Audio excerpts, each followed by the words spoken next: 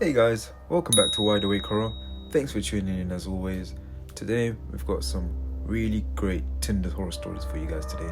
Now, I want to try something new, something different. You guys were suggesting that I give you my own opinions during each story to make it all interesting. And I'm going to share you a quick summary of the stories at the end of each story. So let me know if you guys like it, like the new thing, and we've got some really great news coming soon, so please tune in for that. Now, enjoy the stories.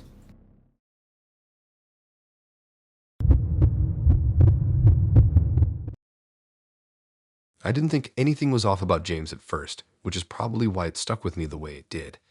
He was the kind of guy you don't question. Clean, normal, not overly charming, but just enough that you feel comfortable. He had that steady vibe, like nothing in his life ever really went wrong. When we matched, his profile was basic. A few photos, nothing flashy. One of him in a park, one in his car, one with a dog that I later found out wasn't even his. It all felt believable, though. That's what got me. We started talking and it was easy. No weird messages, no trying too hard. He asked normal questions. Where I grew up, what I was studying, what I liked doing on weekends. He remembered things I said, which is rare. Most guys just cycle through the same conversations, but he actually paid attention. That stood out to me more than anything. Our first date was at a small cafe near the river. It wasn't busy, just a few people sitting around with laptops. He showed up on time, which already put him ahead of most people I'd met. He looked exactly like his pictures. No surprises. That was another reason I didn't question anything. He talked about his job, something in logistics, nothing exciting but stable. He said he'd been in a relationship for a few years before, but it ended because she moved away. He didn't go into detail, just said it wasn't working long distance. That seemed normal. People move on. It didn't feel like something to dig into. The date went well. Not amazing, but easy. I didn't feel uncomfortable at any point. When we left, he didn't try anything weird. Just said he'd like to see me again. I said yeah, mostly because nothing felt wrong. The second date was a week later. We went to a casual restaurant, somewhere louder this time. That's when I started noticing small things. Not big red flags, just stuff that didn't quite line up. He kept checking his phone, but never really explained why. Not constantly, but enough that I noticed. Every time it buzzed, he'd glance down, then flip it over. I asked once if everything was all right, and he just said it was work. I believed him. It made sense with his job. Still, something about it felt off, like he was slightly distracted the whole time. After dinner, we walked around for a bit. He mentioned his apartment was nearby, but didn't invite me up. I didn't think much of it at the time. If anything, I thought it was a good sign. Not rushing things. The third date is where everything started to shift. He invited me over. Said we could just hang out, watch something, nothing serious. I almost said no at first, but I already seen him twice and nothing weird had happened, so I agreed. His place was in an older building, the kind that looks normal from the outside, but feels slightly off once you're inside. The hallway smelled like cleaning products, but not in a fresh way. More like it was covering something up. When I got to his door, he took a second to open it. I remember that clearly. Not long, just a pause, like he wasn't expecting me to be right on time. When he opened it, he smiled like usual, nothing strange in his expression. He let me in, and right away I noticed how clean everything was. Not just tidy, but almost staged, like nothing was actually lived in. There weren't many personal items around. No photos, no clutter, nothing that made it feel like someone actually lived there. Just basic furniture and a few decorations that looked like they came with the place. I sat down on the couch while he went to get drinks. That's when I started noticing the details. There were two toothbrushes in a cup by the sink. Not hidden, just there. I told myself it could be old. Maybe he hadn't thrown it out yet. That happens. Then I saw a pair of shoes by the door that didn't look like his. Smaller, worn differently. Again, I brushed it off. Maybe they were from before. He came back and sat down like nothing was off. We started watching something, but I couldn't focus. My eyes kept drifting around the room, picking up on things that didn't match the story he told me. There was a jacket hanging by the door that definitely wasn't his style, a hair tie on the coffee table, a mug with a design that didn't fit anything else in the apartment.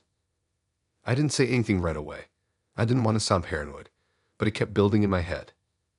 At one point, he got up to grab something from another room. He left his phone on the table. It buzzed again. I wasn't trying to snoop, but the screen lit up and I saw a name pop up.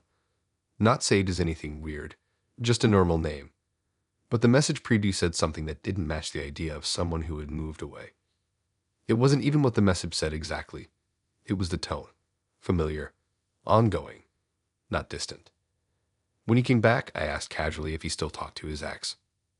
He hesitated, just for a second, then said sometimes, but not really. That answer didn't match what I'd just seen. I didn't push it further, but everything after that felt different, like I was sitting in a place that didn't belong to him alone. A little while later, I asked if I could use the bathroom. He pointed me down a hallway. The bathroom looked normal at first, but then I noticed more things. Makeup in the drawer. Not just leftover stuff, but things that looked recently used. A hairbrush with hair still in it. Products that weren't just sitting there untouched. That's when it stopped feeling like a maybe. I opened the cabinet under the sink and there were more items. Clearly not his. Clearly not old. I stood there for a second, just trying to make sense of it. There's a weird moment when you realize something is wrong, but your brain doesn't fully catch up yet. When I came back out, he was sitting on the couch like nothing had changed. I didn't sit back down. I just asked him directly if anyone else lived there. He immediately said no. Too quickly. That answer didn't even sound thought out. It sounded automatic. I told him what I saw. The toothbrush, the stuff in the bathroom, everything. He tried to explain it away. Said it was from before, that he hadn't gotten around to clearing things out. But it didn't match. None of it looked old. That's when there was a sound from the other room. Not loud. Just enough to be noticeable. We both froze for a second. He didn't say anything, just stood up and walked toward the hallway. I stayed where I was, but my heart was already racing because I knew what that sound meant. A few seconds later, someone else walked out. She looked just as confused as I felt. She looked at me and at him like she was trying to piece together what was happening. No one said anything for a moment. It was just silence and that feeling of everything crashing into place. She asked him what was going on. I didn't need to hear his answer. I just grabbed my stuff and walked out. I could hear them behind me, but I didn't turn around. The worst part wasn't even that he was lying. It was how normal everything felt up until that exact moment. Like I had been stepping into something that was already in motion and had no idea. Later that night, I kept replaying everything. Every small detail I ignored. Every moment that didn't quite make sense, but I brushed off. He didn't mess with me again after that. Neither did she. And I never went back to that area again, even though there was nothing actually stopping me. It just felt easier to avoid it completely. Wow, that story was a start. Imagine having, I don't know, someone that you just met and they said their ex moved away, but they were actually living in their apartment. What would you guys do? I knew something was off before she even sat down, but not in a way that made me want to leave. It was more like curiosity mixed with a weird kind of tension, like I'd already stepped into something I didn't fully understand yet. Emily picked the place herself. That should have been my first sign. Most people just agree on somewhere halfway or default to something easy, but she was specific. She sent me the exact location, told me the time, and said she preferred mornings. That alone felt a bit structured, but I didn't think much of it. What stood out more was where it actually was. Right across from a courthouse. Not near it, not down the street, but directly across.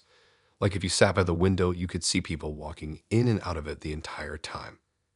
I remember thinking it was a weird choice for a first date, but I told myself maybe she just liked the cafe. It looked decent enough. Quiet, clean, not crowded. I got there a few minutes early and took a seat by the window. I could see the courthouse entrance clearly. People in suits, people waiting around, some pacing back and forth. It had a tense kind of energy to it, even from across the street. Emily showed up exactly on time. Not early, not late, right on time. She looked like her pictures, but more serious in person. Not unfriendly, just focused. Like she was always thinking about something else in the background. She sat down, smiled briefly, and got straight into conversation without any awkward small talk. That part felt normal at first. She asked questions, listened, responded. Nothing weird. But there was something about the way she kept glancing toward the window. Not constantly, just enough that I noticed. Every few minutes, her eyes would shift over to the courthouse. I tried to keep things light. Talked about work, school, random stuff. She followed along, that it felt like her attention wasn't fully there. Like she was splitting it between me and whatever was happening outside. At one point, I asked if she came here often. She said yes, in a way that didn't sound casual. Then she went quiet for a few seconds. Not awkward silence, just deliberate, like she was deciding whether to say something. When she started talking again, the tone shifted. She said she had something important to do that day. I assumed it was work or some kind of appointment. I nodded, didn't think much of it. Then she said it was at the courthouse. That caught my attention immediately. I asked if everything was all right, and she said yes, but not in a reassuring way. More like she was stating a fact she didn't want to explain yet. She took a sip of her coffee, looked out the window again, then back at me. That's when she said she was testifying. It didn't register right away. I thought maybe she meant something small, like jury duty or some minor situation. I asked what it was about. She didn't hesitate this time. She said it was about a guy she met on Tinder. The way she said it was calm, too calm, like she had already repeated it so many times that it didn't feel like a big deal anymore. My first reaction wasn't fear. It was confusion. I didn't understand what kind of situation would lead to that. She explained that they had gone on a date a few weeks before. Everything seemed normal at first, similar to how ours was going, casual, nothing out of the ordinary. Then she started describing how things changed after that. Not in detail, but enough that it was clear something serious had happened. She said she didn't realize how bad it was until later. That at the time, she just thought it was uncomfortable, maybe a bit off. But looking back, it was worse than that. I didn't interrupt her. I just listened. The whole time, I could feel the atmosphere shifting around us. It wasn't a normal date anymore. It felt like I had been pulled into something heavy without warning. She mentioned that she reported it, that there was an ongoing case, that she had to come back multiple times to go over everything. Then she said today was the day she had to speak in court. Right across the street. That's when it fully hit me. This wasn't just a random story she was sharing. This was happening right now, while we were sitting there. I asked why she decided to meet up before something like that. She said she didn't want to sit alone. That answer stuck with me more than anything else she said. It wasn't dramatic. It wasn't emotional. It was just straightforward. Like she had weighed her options and decided this was the least uncomfortable one. I didn't know how to respond to that. There's no normal reaction in a situation like that. I just nodded and let her keep talking. She started explaining how the process had been going. Meetings, statements, waiting. A lot of waiting. She said it felt like her life had been paused for weeks. While she was talking, I kept thinking about how she was sitting there, having a first date, while preparing to walk into a courtroom about something serious that happened with another date. It didn't make sense in a normal way, but it also did, in a way that made it more uncomfortable. At one point, she checked the time on her phone and got quieter, but the reality of what was about to happen was catching up to her. I asked if she wanted me to walk her over when it was time. She shook her head and said no. Not in a rude way, just firm, like she needed to do it alone. We sat there for a bit longer, not talking as much now. The energy had shifted completely. It didn't feel like two people getting to know each other anymore. It felt I was just there to fill space before something bigger. She finished her drink, then just sat there looking out the window. I followed her gaze and saw a group of people gathering near the courthouse entrance. Some looked nervous, some looked like they'd been there before. I wondered if one of them was the guy she was talking about. That thought made everything feel heavier. She stood up suddenly, like she had made a decision.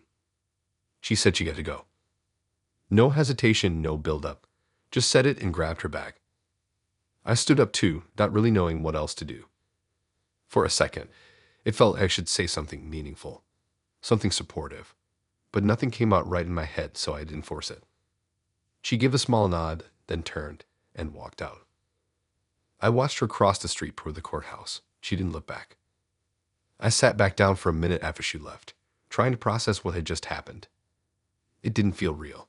It felt like I had stepped into the middle of someone else's situation by accident. I kept thinking about how easily that could have been any normal date. How nothing about her profile or messages hinted at any of this. After a while, I paid and left. As I walked past the courthouse, I glanced over her without really meaning to.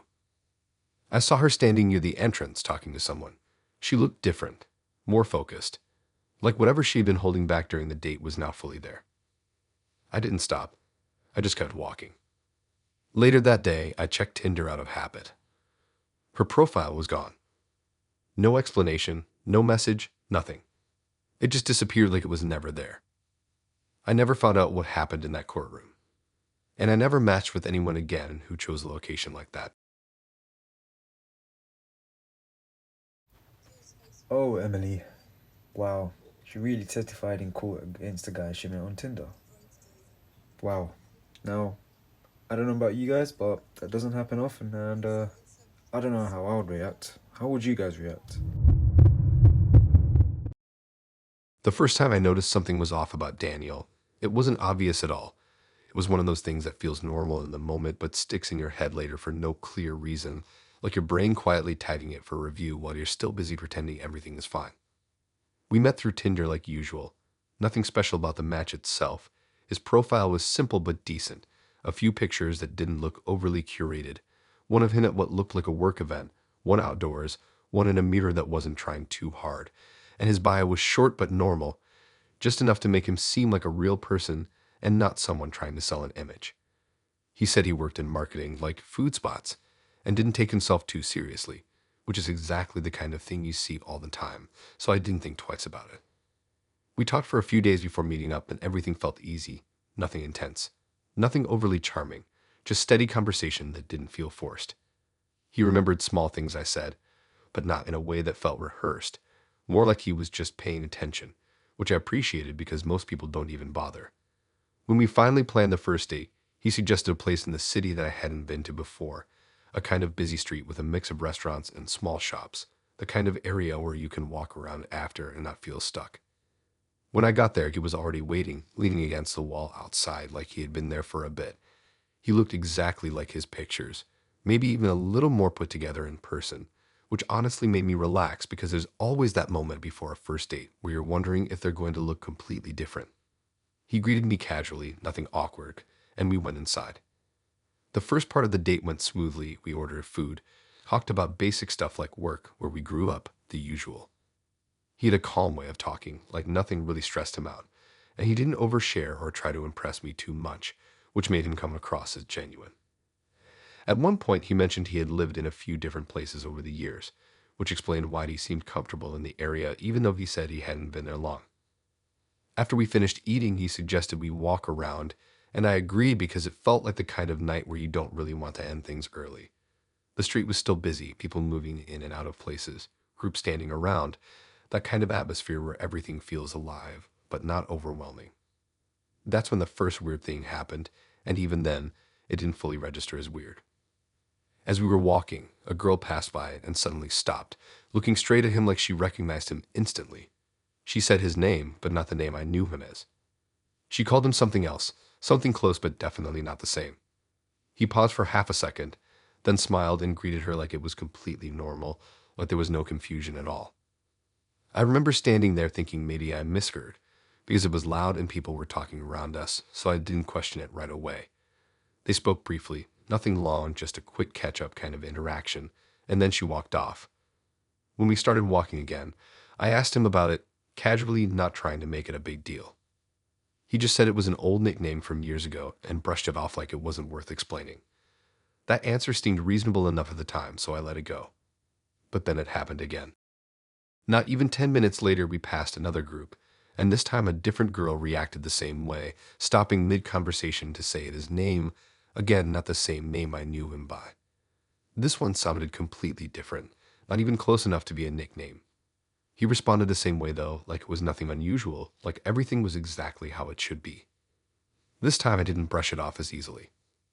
I asked him again, more directly, and he laughed it off, saying he had a lot of friends from different phases of his life, and people called him different things depending on when they knew him. It sounded like an explanation, but it didn't feel like one. It felt like something said just to move past the question. I tried to ignore it and keep the mood normal, but it stayed in the back of my mind, not loud enough to ruin the night, but not quiet enough to forget either. We kept walking, and for a while nothing else happened. We talked about random things, places we wanted to visit, music, normal stuff that made it easy to forget the earlier moments. By the time we stopped at another place for drinks, I had almost convinced myself it wasn't a big deal. But then it happened a third time. This time, it was inside the place we had just walked into, and it was impossible to ignore. A girl sitting at the bar turned around when we walked in, looked straight at him, and said his name again, and this one was completely different from the other two. Not even similar, not even close. And the way she said it wasn't casual recognition, it was familiarity, like she knew him well enough to expect a certain reaction. He reacted instantly, again without hesitation, greeting her like everything was normal. No confusion, no correction, nothing. That's when it stopped feeling like coincidence. I didn't say anything right away, but I felt it shift, like the entire situation had moved into something I didn't understand. We sat down, ordered drinks, and I could barely focus on what he was saying because my mind kept replaying those moments, trying to make sense of them in a way that didn't feel wrong. After a few minutes, I asked him directly what his actual name was. He looked at me for a second, just a second, but long enough that it didn't feel like a simple question anymore. Then he said the same name I already knew.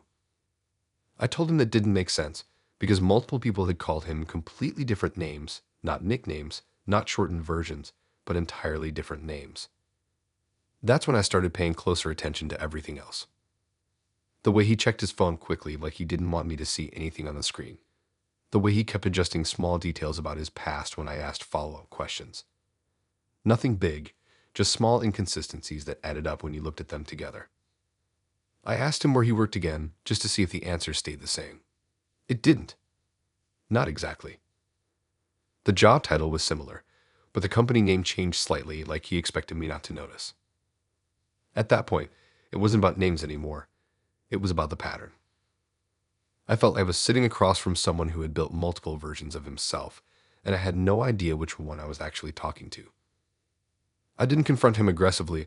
I just started asking more questions, calmly letting him talk, and the more he talked, the less it lined up. It wasn't obvious lies, it was subtle shifts, details that didn't match what he said earlier, timelines that didn't quite make sense. Eventually, it just stopped asking. I didn't want to hear more. The whole thing started to feel uncomfortable in a way that wasn't dramatic, just unsettling, like I had stepped into something that wasn't meant to be seen all at once. We finished our drinks, but the energy was completely different now. He tried to keep things normal, but I could tell he knew I had noticed something. When we left, he walked me part of the way, but neither of us said much. The conversation had run out without either of us acknowledging why. Before we split, he said he'd like to see me again. I said maybe, even though I already knew I wouldn't. Later that night, I checked his profile again. It was gone. Not unmatched, not updated, just gone. I tried searching his name online, but nothing came up that matched him clearly. No consistent presence, no obvious trace. It was like every version of him existed just enough to be believable, but not enough to be real. And the more I thought about it, the more those different names stopped feeling random and started feeling intentional. Like each one belonged to a different story. And I had only seen one of them. Oh, Daniel. Different woman keeps calling him different names in public, so it's a bit weird. And none of his explanations lined up. Now, as a woman, how would you guys feel if you met a new guy and he just kept making new names up all the time? The first thing that drew me to Olivia wasn't even her pictures. It was how normal everything about her felt, which sounds boring, but honestly, that's what made it stand out. Because after being on Tinder for a while, you start noticing how many people are trying too hard to seem interesting, and she just wasn't doing that at all. Her profile looked like something you'd see from someone you already knew in real life. Nothing staged, nothing dramatic, just regular photos, and a short bio that said she had recently finalized a divorce and was trying to get back into things slowly. That part didn't scare me off. If anything, it made her seem more real, like she wasn't pretending everything in her life was perfect. We matched pretty quickly, and when we started talking, it felt easy in a way that didn't need effort. She didn't send long messages, but they were consistent, and she didn't disappear randomly like most people do. There was a rhythm to it that made it feel stable. She mentioned early on that she had just gotten out of a long marriage, and she said it in a way that sounded final, like something that was already closed and done with. She didn't go into detail, just said it had been dragging on for a while and she was glad it was over. I didn't push for more because it didn't feel like my place, and also because she didn't seem like she wanted to get into it. We talked for about a week before meeting, and in that time, nothing felt off. If anything, she seemed more grounded than most people I had met through the app. She didn't rush things, didn't try to move the conversation into anything weird, just kept it steady. For the first date, she suggested a restaurant in a quieter part of town, not somewhere crowded or loud, just a normal sit-down place where you could actually talk. When I got there, she was already seated, scrolling through her phone, and when she looked up and saw me, she smiled in a way that felt genuine, not forced. She looked like her pictures, maybe a bit more tired in person, but not in a bad way, just like someone who had been dealing with a lot recently. We ordered food and started talking, and it didn't take long before the conversation felt comfortable. She talked about her job, her routine, small things about her day that made her feel like an actual person, and not just someone you matched with online. At some point, the topic of her divorce came up again, and this time she gave a bit more detail, but still not much. She said it had been complicated, that they had grown apart, and that it took longer than it should have to finalize everything. She said she was relieved it was done, and that she was trying to move forward. Nothing about the way she said it made me question it. If anything, it sounded like a typical situation. People break up, things get messy, and then they move on. The rest of the date went smoothly. We talked for hours without really noticing the time, and by the end of it, it felt like something I'd want to continue. When we left, she didn't rush off. She stayed for a bit outside, talking like neither of us wanted to be the first to end it. Eventually, we agreed to meet again. The second date was even easier. It felt less like meeting someone new and more like picking up where we left off. We went somewhere more casual this time, walked around afterward, and everything felt normal. She laughed more, seemed more relaxed, like whatever she'd been carrying from before was starting to fade. There were small moments where she seemed distracted, like checking her phone quickly and then putting it away, but it didn't feel unusual. Everyone does that. By the third date, I wasn't questioning anything anymore. That's probably why it the way it did. We went back to the same restaurant as the first time, partly as a joke, partly because we knew it was quiet enough to just sit and talk. It felt like a routine already, even though it had only been a couple of weeks. When we sat down, everything felt the same as before. Same kind of conversation, same pace, nothing out of place. She mentioned work, I talked about mine. We went back and forth like it was easy. At some point, she got quieter for a few minutes, not in a bad way, just thoughtful. I asked if everything was all right, and she said, yeah, just tired. I didn't push it. We ordered food, and while we were waiting, she started talking about wanting to travel, about how she hadn't really had the chance to do things like that before. The way she said it made it sound like she was finally getting her freedom back. That's when everything shifted. I noticed someone standing near our table, but I didn't think it had anything to do with us at first. It was just a guy, standing there like he was trying to figure something out. Then I saw the way he was looking directly at Olivia. She noticed him too. The change in her expression was immediate, not dramatic, but clear enough that something wasn't right. She went from relaxed to tense in a second. He stepped closer and said her name. The way he said it wasn't casual. It wasn't surprised or confused. It was direct, like he already knew exactly what he was looking at. I looked between them, trying to understand what was happening. She didn't respond right away. That silence said more than anything else. He asked her what she was doing there. Again, not loud, not aggressive, but controlled in a way that made it worse. I felt like I had walked into something I wasn't supposed to be part of. I asked if everything was all right, but neither of them answered me. He looked at me then, really looked at me like he was trying to place me in the situation. Then he said something that didn't make sense at first. He said they were still married. Not recently divorced. Not separated. Still married. I thought maybe I misunderstood, but the way Olivia reacted made it clear I didn't. She didn't correct him. She didn't argue. She just sat there looking like she had been caught in something she couldn't talk her way out of. I asked her if that was true. She hesitated. That was enough. He started explaining, not to me directly, but like he needed someone to hear it. He said they hadn't finalized anything, that they were still living together, that things were complicated but not over. Every word made the situation worse. I looked at her again, waiting for her to say something that would make it make sense. She didn't. That was the worst part. Not the fact that she lied, but the fact that she didn't even try to fix it. I stood up without really thinking about it. It didn't feel like something I needed to stay and sort out. The entire situation felt like it had been happening long before I got there, and I had just stepped into it at the worst possible moment. As I grabbed my things, I could feel both of them watching me, but I didn't stop. I didn't ask for an explanation. I didn't want one. Walking out of that place felt surreal, like I had just left a situation that didn't fully make sense yet. Later that night, I kept replaying it in my head, trying to figure out how long it had been going on, how many times she had done this before, how many people had been in that exact position without realizing it. She texted me once after that. Just one message. It didn't explain anything. It just said she was sorry. I didn't reply. A few days later, her profile was still active. Same photos. Same bio. Still saying the same thing about the divorce being finalized. Like none of it had ever happened. Wow, this story was really hard to read and write, but yeah, she claimed the divorce was finalized, but then her husband showed up and revealed they were still married and living together. Similar to James with his ex, but marriage. Wow.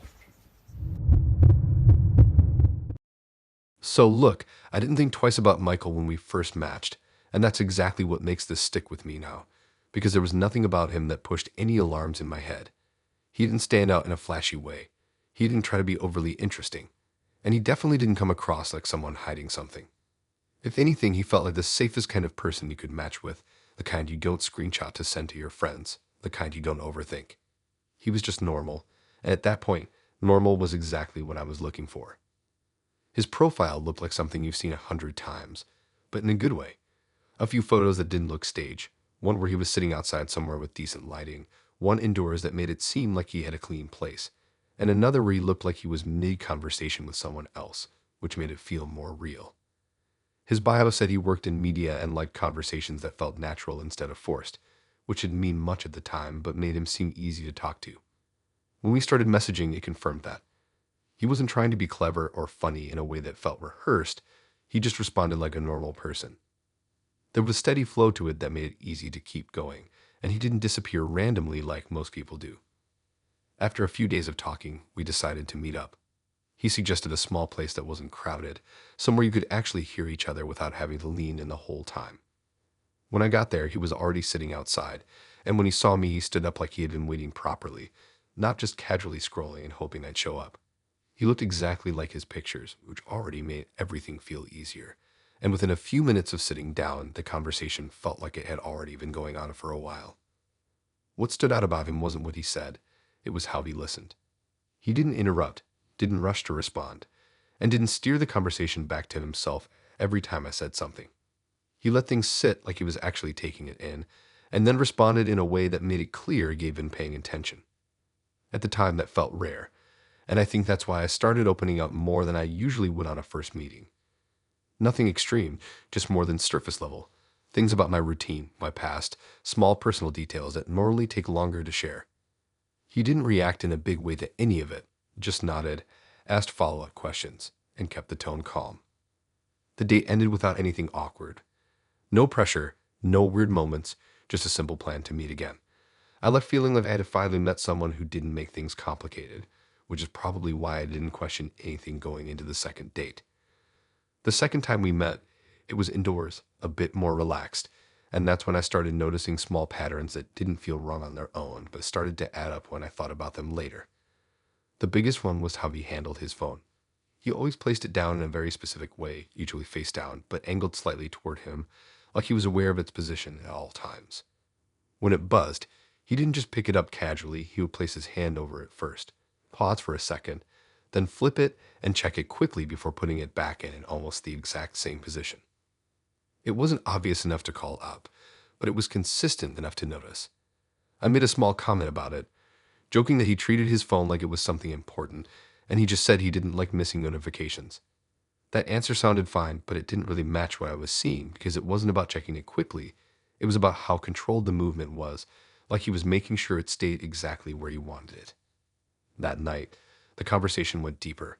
He asked more personal questions, things about my family, how I handled certain situations, things I don't usually talk about early on. The way he asked made it feel natural, not forced, so I answered without thinking too much about it. Looking back, I realized how much I shared compared to how little he actually revealed about himself. He kept things vague on his side, just enough to keep the conversation balanced, but never enough to really learn anything specific about him. By the time we planned the third time meeting, I wasn't questioning anything. I felt comfortable, and that's what made it easy to agree when he suggested we hang out at his place. He said we could just relax, watch something, nothing serious, and I didn't hesitate because nothing up to that point had given me a reason to. His place matched what I expected. Clean, minimal, not overly decorated, but not empty either. There were a few things around that made it feel like someone actually lived there. A desk set up with equipment that matched what he said about working in media, headphones, a laptop, small things that made his story feel consistent. We sat on the couch, put something on, but we ended up talking more than actually watching anything. That's where the phone pattern became even more noticeable. It was always placed in a position where it faced toward us, but slightly angled like it had a purpose beyond just sitting there. Sometimes it was on the table, sometimes on the arm of the couch, but always positioned in a way that didn't feel random. At one point, I picked it up absent-mindedly to move it out of the way, and he immediately reached over and adjusted it back to where it had been, not in a rushed or aggressive way, just casually like he was correcting something. I didn't question it out loud, but I noticed it. The rest of the night felt normal. We talked, I shared more than I probably should have, and he listened the same way he always did, focused, calm, almost too consistent. When I left, nothing felt wrong, just slightly off in a way I couldn't fully explain yet. It wasn't until a few days later that everything actually clicked. I was scrolling online, not looking for anything specific, just going through random videos when one of them caught my attention. It was a clip of two people talking, filmed from a fixed angle like the camera was just sitting on a table. The conversation sounded normal, casual, but something about it felt familiar in a way I couldn't place right away. I kept listening, and then I heard something that made me pause, a detail that felt too specific to be random. I replayed it, and that's when I started realizing what I was hearing. It sounded like me. At first, I thought I was overthinking it, but the more I listened, the clearer it became. The way the person spoke, the pacing, the exact wording of certain things, it matched too closely. Then I heard a story that I had told him, something specific enough that there was no way it could be a coincidence. I checked the account that posted it, and there were more videos, all similar, conversations with different people, all filmed in the same way, from the same kind of angle with the same calm tone.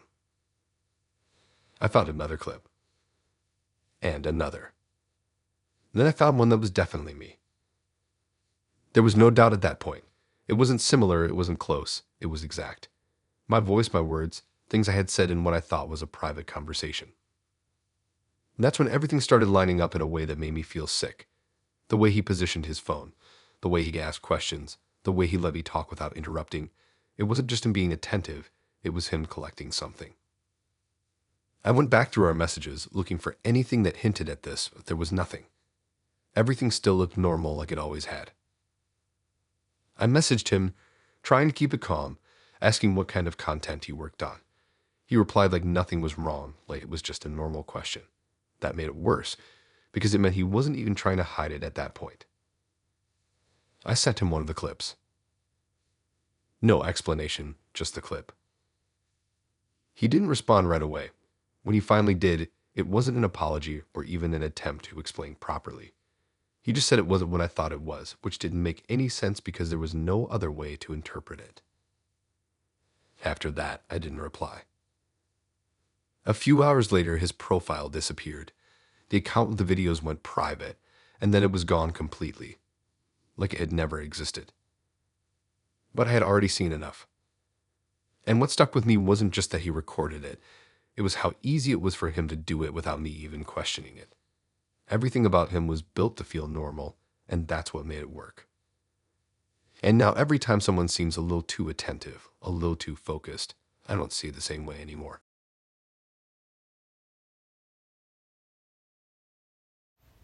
Michael secretly recording conversations and uploading them as content. That's crazy. In a world today where content is everything, this one sure is quite the one that takes the cake.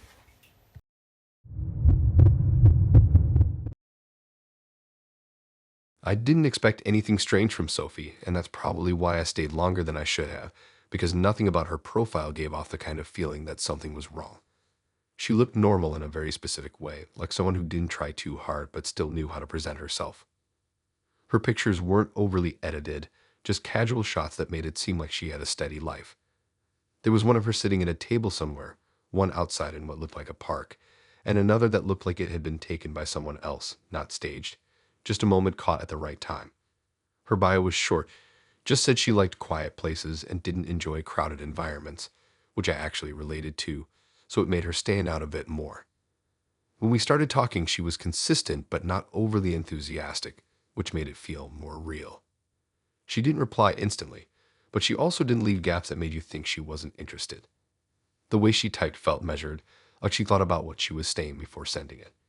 At the time, I took that as a good sign, like she wasn't just going through the motions. We talked for a few days before meeting, and during that time, nothing felt off. If anything, she seemed more grounded than most people I had matched with. She didn't ask overly personal questions, didn't push for anything, just kept things steady. When we finally decided to meet, she suggested we skip going out and just hang out at her place. That should have been something to question, but she framed it in a way that made sense, saying she didn't like crowded places and preferred being somewhere comfortable. When I got to her building, it looked normal enough. Not new, but not run down either, just one of those places that blends in with everything else around it. She buzzed me in, and when I got to her door, she opened it almost immediately like she had been waiting right there. She greeted me casually, no awkwardness, no hesitation, and let me in. The first thing I noticed was how quiet it was. Not just the kind of quiet you expect in an apartment, but a deeper kind, like there was nothing else happening anywhere nearby. It felt isolated in a way that didn't match the location. Her place was clean, but not in a way that felt staged like some people do when they know someone is coming over. It looked lived in, but organized, like everything had a place. The lighting was soft, not too bright, and there was a calm feeling to the space that made it easy to relax. We sat down and started talking, and for a while everything felt normal. She was easy to talk to, maybe a bit quieter than most people, but not in an uncomfortable way. She listened more than she spoke, which made the conversation feel slower, but not forced. After a while, I started looking around more, just out of habit, and that's when I noticed the photos. At first, it didn't seem strange. Lots of people have photos on their walls, but the more I looked at them, the more something about them felt off. They weren't framed in a typical way. Some were, but others were just pinned or placed in uneven arrangements. And all of them had one thing in common. They were all photos of her with other people. Not friends in a group setting, not family pictures, but one-on-one photos. Sophie with different people in different places, always standing or sitting close to them, like they were taken during a specific moment. I didn't think too much of it at first. People take pictures with others all the time. But the more I looked, the more I noticed the expressions. Most of the people in the photos didn't look like they knew the picture was being taken. It was subtle, but clear once you noticed it. The way their eyes were positioned, the way their faces looked slightly off, like they weren't posing. Some looked mid-conversation, some looked distracted, some didn't even seem to be looking toward the camera at all. Sophie, on the other hand, always looked aware. Always centered, always slightly angled toward the camera, always composed. I tried to ignore it at first, telling myself maybe I was overthinking it, but it kept pulling my attention back. The more I looked, the harder it was to unsee. At one point, I asked her about the photos, trying to keep it casual, like I was just making conversation. She said she liked capturing moments with people she met. The way she said it didn't sound like a joke, but it also didn't sound like something she expected to explain further. I asked if the people in the photos knew they were being taken. She paused for a second, just long enough to make the silence noticeable, then said not always. That answer didn't feel like something to brush off, but she said it in such a calm way that it didn't immediately feel like a problem. I kept looking at the wall, noticing more details now. Some of the photos looked recent, not faded or old, and there were a lot of them. More than you'd expect from casual interactions. I asked how many of those people she still talked to. She said not many. That didn't sit right. The conversation moved on, but my focus didn't. I kept noticing the way she watched me when I wasn't looking directly at her, like she was observing something. At one point, she got up to get something from another room, and I was left alone in the living area. That's when I stood up and walked closer to the photos.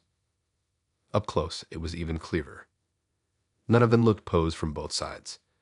It was always her aware of the camera, and the other person caught in a moment they didn't seem to notice. I checked a few more around the room, and it wasn't just the wall. There were photos in other places too, on shelves, on the side of a cabinet, all of the same pattern. When she came back, I sat down quickly, but I could tell she noticed I had been looking more closely. She didn't say anything about it. Instead, she sat down and continued talking like nothing had changed, but the way she looked at me felt different now, more focused. I started noticing something else then. Her phone. It was sitting on the table, angled slightly toward us, in a way that felt familiar but I couldn't place immediately. Then it clicked. It looked like it could easily be taking a picture. I glanced at it a few times, trying to see if the screen was on or if there was anything indicating it was active, but it was face down. Still, the angle didn't feel random. I asked her if she took photos often. She said yes. I asked if she ever took them without people knowing. She smiled slightly, not in a playful way, but in a way that didn't fully answer the question. That's when the whole situation shifted for me. It stopped feeling like a normal visit and started feeling like I was part of something I didn't agree to. I stood up, saying I needed to leave. She didn't try to stop me, didn't question it, just nodded like she expected it. As I walked toward the door, I glanced back at the wall one more time, and it felt different now, like I was looking at something I had just become part of. I didn't ask her to delete anything. I didn't even know if there was anything to delete yet. But the way everything lined up, the photos, the way she positioned things, the way she watched, it all pointed to the same conclusion.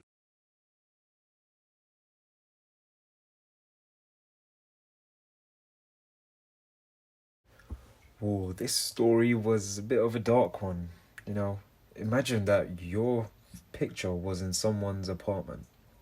You didn't know who they were. Sophie is a very weird person in this Tinder story. Her whole wall was covered with people that she clearly didn't know were being photographed. That's a bit of a scary one. I didn't notice anything strange about Alex at the beginning, and that's what made everything that came after feel worse, because there was no clear moment where I could say I should have known. He wasn't overly charming, he wasn't suspicious, and he definitely wasn't trying too hard to impress me. If anything, he came across as someone who was just slightly distracted, but still interested enough to keep things going, which felt normal compared to most people I had matched with. His profile was simple, a few photos that looked recent, nothing that felt fake or overly edited.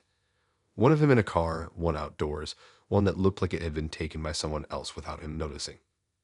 His bio didn't say much, just something about working long hours and not being great at replying sometimes, which at least felt honest. When we started talking, that part proved to be true. He wasn't consistent with his replies, sometimes taking hours, sometimes even a full day, but when he did respond, it didn't feel like he was brushing me off. It felt like he was actually picking the conversation back up. At first, I didn't think much of it. People get busy, and I wasn't expecting constant messages anyway. When we finally planned to meet, it had already been over a week of talking, so it felt like enough time had passed to make it normal. The first date was fine, not amazing but not bad either. We met at a place that wasn't too crowded, just somewhere casual where you could sit and talk. He seemed a bit tired, like he had been working a lot, but he still made the effort to be present. The conversation wasn't deep, but it flowed enough that it didn't feel forced. He mentioned his job a few times, saying it kept him busy and that his schedule was unpredictable, which explained the gaps in his replies. There were small moments where he seemed distracted, like checking his phone quickly and then putting it away, but again, nothing that felt unusual. Everyone does that. After the first date, things didn't suddenly become more consistent, which I expected. He still took his time replying, still had gaps where he wasn't available, but he kept the conversation going enough that it didn't feel like he was losing interest. The second time we met felt more relaxed. There was less of that first date awkwardness, and he seemed slightly more engaged, like he was settling into it. We walked around for a bit, talked about random things, and for a while, everything felt normal. But there were still those gaps. Times where he would disappear mid-conversation, not just on messages, but in person too.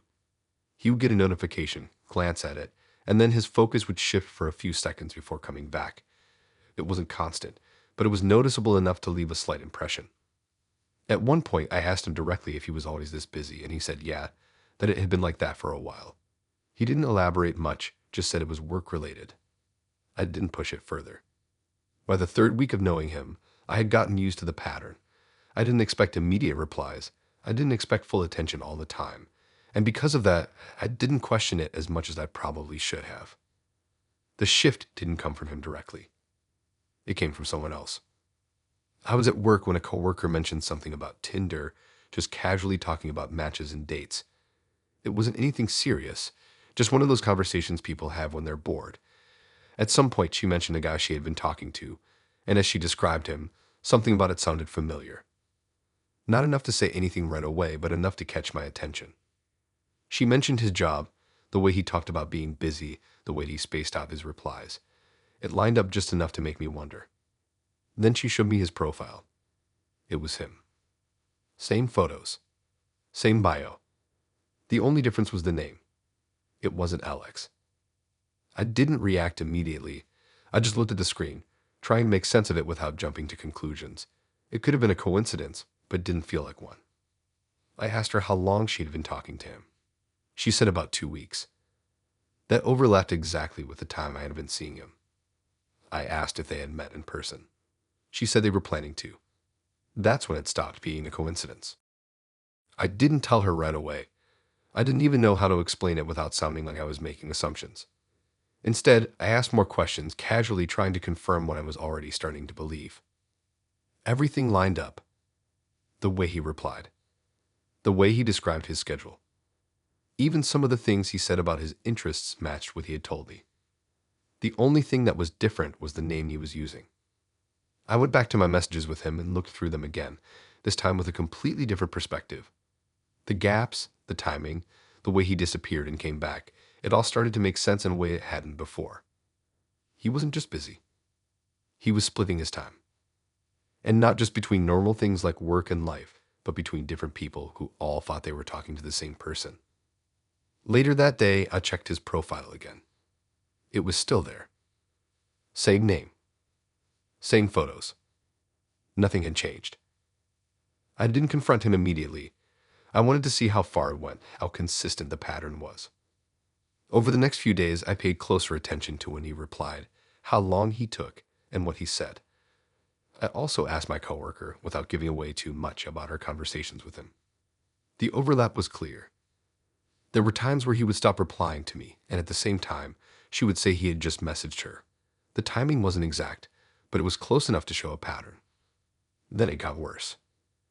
She showed me a message where he described a date they were planning, and as I read it, I realized he was describing places we had already been. Not just similar places. The exact same ones. Same order. Same details. He was reusing the same experiences. That's when it stopped feeling like he was just talking to multiple people. It felt like he was copying and pasting parts of his life and presenting them as new to each person. I decided to confront him. Not aggressively, just directly. I asked him if he was talking to other people using different names. There was a pause before he replied, longer than usual. When he finally did, he didn't deny it immediately. He just asked what I meant. That response told me everything. I explained what I had seen, keeping it simple, not giving him too much to work with. He tried to downplay it, saying it wasn't a big deal, that everyone talks to multiple people on apps, that it didn't mean anything. But that wasn't the issue. It wasn't about talking to multiple people. It was about pretending to be different versions of himself. Using different names. Recycling the same conversations and experiences. I asked him how many people he was doing that with. He didn't answer. After that, I stopped replying. A few hours later, his profile disappeared. Not just from my matches, but completely. My coworker checked too. Gone. Like it had never been there. But the conversations were still there. The messages. The patterns. And the realization that for weeks I hadn't been talking to one person. I had been talking to one version of someone who had multiple versions running at the same time. And none of them were real in the way they were presented.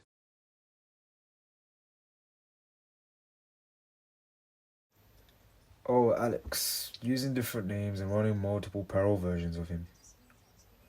Dating several people at once with the same stories he gives them.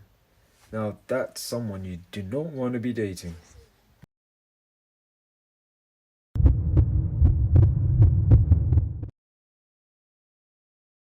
Her profile had that calm, trustworthy kind of energy, not flashy, not trying too hard, just someone who looked like they had their life in order. One of her photos was in what looked like a healthcare uniform, not posed like she was showing it off, just a normal picture that made it seem like it was part of her everyday life. Her bio mentioned long shifts, early mornings, and how she didn't always reply quickly because of work, which made sense given the uniform, so nothing about it raised any questions. When we started talking, she was exactly how you'd expect from someone in that kind of job. She was calm, patient, and easy to talk to in a way that didn't feel forced. She didn't rush conversations, didn't try to push things forward too quickly, and she didn't disappear either. Even if she took time to reply, it felt consistent, like she was actually balancing something real instead of just being selective about when she responded. We talked for a few days before meeting, and during that time, she mentioned her job a few times, mostly in passing, talking about long hours and how draining it could be. She didn't go into detail, which I respected, because it didn't feel like something she wanted to explain to someone she barely knew. It added to the sense that she was grounded, like she had responsibilities that mattered. When we planned the first date, she suggested a cafe near a hospital. Not directly inside it, but close enough that you could see people in uniforms walking by constantly. It didn't feel strange at the time. It actually made sense given what she had told me about her work. I figured it was just convenient for her. When I got there, she was already sitting at a table outside, still wearing her uniform. That stood out to me immediately, not in a bad way, just in a way that made everything feel more real. It made it seem like she had come straight from work, which matched what she had been saying. She looked slightly tired, but not in a way that made her seem disengaged, just like someone who had been on her feet for a while. When she saw me, she smiled, and the way she greeted me felt genuine, not overly enthusiastic, but not distant either. We sat down and started talking, and right away a conversation felt easy. She had that calm way of speaking that made everything feel steady, like nothing was rushed or forced. She asked about my day, my routine, small things that didn't feel like an interview. And when she talked about herself, she kept it simple, never going too deep, but also not avoiding anything. At one point, I asked her what kind of work she did specifically, and she gave a general answer, something about patient care, but didn't go into detail. I didn't push it, because it felt like something she might not want to get into on a first meeting. The date went well, and by the end of it, it felt like something I'd want to continue. There were no red flags, nothing that stood out as strange, just a calm, normal interaction. The second time we met, she was again in her uniform, which I noticed more this time because it felt less like a coincidence. She said she had just finished a shift, and it made sense, but something about it started to feel slightly repetitive. Still, I didn't question it directly. We walked around for a bit, and the conversation felt similar to before, easy, steady, nothing too deep, but enough to feel like we were getting to know each other. She mentioned work again, but always in a general way, never specific, never naming places or roles in detail. At one point, I asked which hospital she worked at, and she hesitated for a second before giving an answer that felt slightly vague, like she was trying to keep it broad instead of specific. It wasn't enough to call out, but it was enough to notice. By the third time we met, I started paying more attention to the details. She was again in her uniform, and this time it felt intentional. Not just convenience, but like it was part of how she presented herself. We met at a different place, not near a hospital this time, which made the uniform stand out even more. I asked her if she had just come from work again, and she said yes, but the way she said it didn't fully match the situation. It felt like a default answer, not something she had actually thought about. That's when the small inconsistencies started adding up. The way she talked about her shifts didn't always line up with the times we met. The way she described her work was always general, never specific enough to picture clearly. And the uniform itself, the more I looked at it, the more it felt slightly off, not in an obvious way, but in small details that didn't fully match what you'd expect. I didn't say anything right away. I just kept noticing. A few days later, something happened that made everything clearer. I was talking to a friend about the situation, just casually mentioning that I had been seeing someone who worked in healthcare. My friend asked where she worked, and I realized I didn't have a clear answer. That alone felt strange. So I decided to look it up. I searched for the hospital she had mentioned, trying to see if anything matched what she had said. Nothing specific came up that confirmed her role, but that didn't necessarily mean anything. Then I looked closer at her uniform. I remembered the details, the colors, the design, and I tried to find something similar online. That's when it started to feel wrong. The uniform didn't match any of the standard ones used by the hospitals she had mentioned. It was close, similar enough to look real at a glance, but not exact. And that's when I decided to confront her. Not aggressively, just directly. I asked her which hospital she actually worked at. There was a pause before she answered. Then she gave a different answer than before. That was enough. I told her that didn't match what she had said earlier, and for the first time she didn't have a smooth response ready. She tried to explain it away, saying she moved around, worked in different places, but didn't line up. I asked her directly if she actually worked in healthcare. She didn't answer right away. That silence confirmed it more than anything else. Eventually, she admitted she didn't. She said she used to, that she had been dismissed, but that she still wore the uniform because it made people trust her more. The way she said it wasn't defensive or ashamed. It was matter of fact. Like it was just something that worked. That's what made it worse. It wasn't a mistake. It was intentional. I asked her why she would do that, and she just said it made things easier. Easier to meet people. Easier to be taken seriously. Easier to skip the part where people question you. At that point, I didn't see a reason to stay. I told her I was leaving, and she didn't try to stop me. She just nodded like she had expected that reaction. After that, I never heard from her again. Her profile stayed up for a while, though. Same photos. Same uniform. Same bio. Nothing changed. And I kept thinking about how many people would see that and assume the same thing I did. That it was real. Because it looked real enough.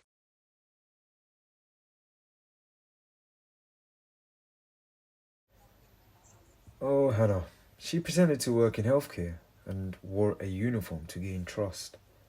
Wow. Now that's something that's closer to a bigger crime than just a Tinder horror story. I almost didn't meet Ran at all, and looking back, that would have been the easiest way for this whole thing to never happen, but at the time, he just seemed like one of those people who slips into your messages without any effort and stays there without you really questioning why. His profile wasn't anything special, but it didn't need to be.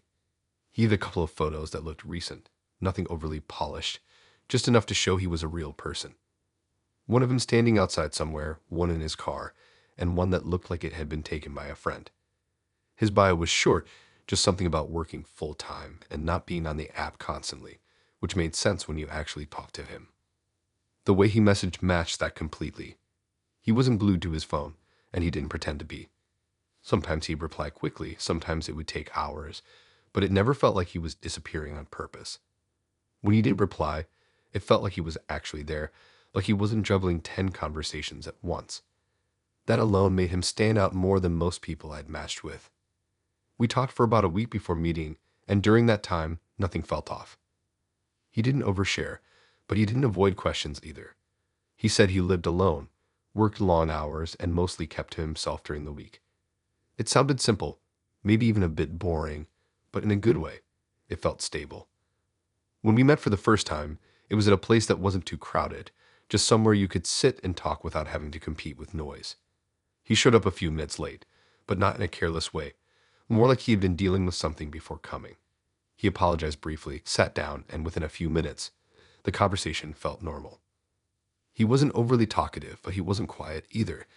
He had a steady way of speaking, like he didn't feel the need to fill every silence, which made things feel less pressured.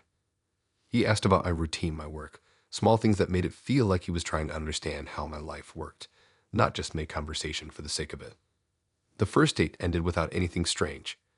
No awkward moments, no sudden changes in behavior, just a normal interaction that felt like it could continue. The second time we met, it felt more relaxed. There was less of that initial feeling of figuring each other out, and more of just continuing where we left off.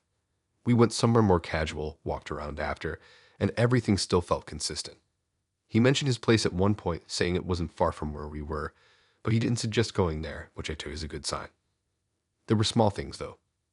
He checked his phone a bit more than before, not constantly, but enough to notice. Each time he did, it was quick, like he was making sure something was all right, then putting it away again. When I asked if everything was okay, he said it was just work, something he had to keep an eye on. That answer made sense with what he had told me before, so I didn't question it further. By the third time we met, I felt comfortable enough that when he suggested hanging out at his place, I didn't hesitate. He said we could just relax, watch something, nothing complicated. And since nothing up to that point had felt wrong, I agreed. His place was in a quieter area, not far from where we had been meeting, but far enough that it felt more residential. When I got there, the building looked normal, nothing that stood out. He buzzed me in, and I went up without thinking too much about it. When I knocked on his door, there was a slight delay before he opened it. Not long, just enough to feel like he had to do something before letting me in. When the door opened, he looked normal, not stressed or rushed, just the same as always. He let me in, and the first thing I noticed was that the place felt lived in more than I expected. Not messy, but not minimal either. There were things around that made it feel like someone actually spent time there, like it wasn't just a place he came back to at the end of the day. We sat down in the living area, started talking, and for a while, everything felt the same as before. Easy conversation, nothing forced, just picking up where we left off. But then I noticed something. There were items around that didn't quite match the idea of someone living alone. At first, it was small things. A pair of shoes near the door that looked smaller than his. A jacket hanging that didn't seem like something he would wear. I told myself it could be from before. Maybe things he hadn't gotten rid of yet. Then I noticed something else. A toy. It was sitting near the corner of the room, not hidden, just there. That didn't match anything he had told me. I looked around more carefully, and that's when it became harder to ignore. There were more things. Not scattered everywhere, but enough to form a pattern. Small objects, items that clearly didn't belong to a single adult living alone. I asked him casually if he had family over often. He said sometimes. That answer felt incomplete. Before I could ask anything else, there was a sound from another room. Not loud, just movement. He froze for a second, just a second, but it was enough. Then he got up quickly, saying he needed to check something. I stayed where I was, but my focus shifted completely. The place didn't feel the same anymore. It felt like I had stepped into a version of his life that I wasn't supposed to see yet. A few seconds later, I heard voices. Small voices. Children. That's when everything clicked in a way that didn't leave room for doubt. He came back into the room looking slightly different now, not calm like before, more tense, like he was trying to manage something. I asked him directly if he had kids. He hesitated. That hesitation said everything. Then I heard footsteps, and before he could answer properly, 2 kids walked into the room. They looked at me with the kind of curiosity that kids have when they see someone new in a place they recognize. One of them asked who I was. I didn't know how to respond. I looked at him, waiting for him to explain, but he didn't say anything right away. Then one of the kids said something else. They called him Dad. That was the moment everything shifted completely. Not just the fact that he had kids, or the fact that he had never mentioned them once. Not in passing, not indirectly, nothing. I asked him why he didn't tell me. He tried to explain, saying it wasn't something he brought up right away, that it was complicated, that he didn't know how to say it. But that didn't match the situation. This wasn't something minor. This was a whole part of his life that he had completely left out. I asked if he lived alone. He didn't answer directly. That's when I realized it wasn't just about the kids. There was more. The way the place was set up, the items around, it didn't feel like a single-parent situation either. I asked if someone else lived there. Again, hesitation. That was enough for me. I didn't need a full explanation. I grabbed my things and stood up. The kids were still there, watching everything, not fully understanding what was happening, but aware enough to know something was off. He tried to say something, but I didn't stay to hear it. Walking out of that place felt strange, like I had just stepped into a life that was completely different from what I had been told.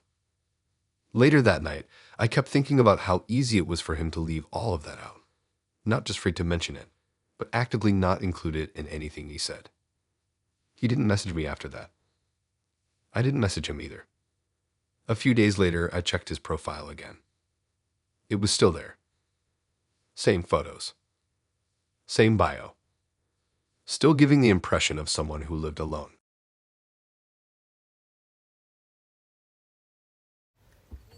Wow, kids.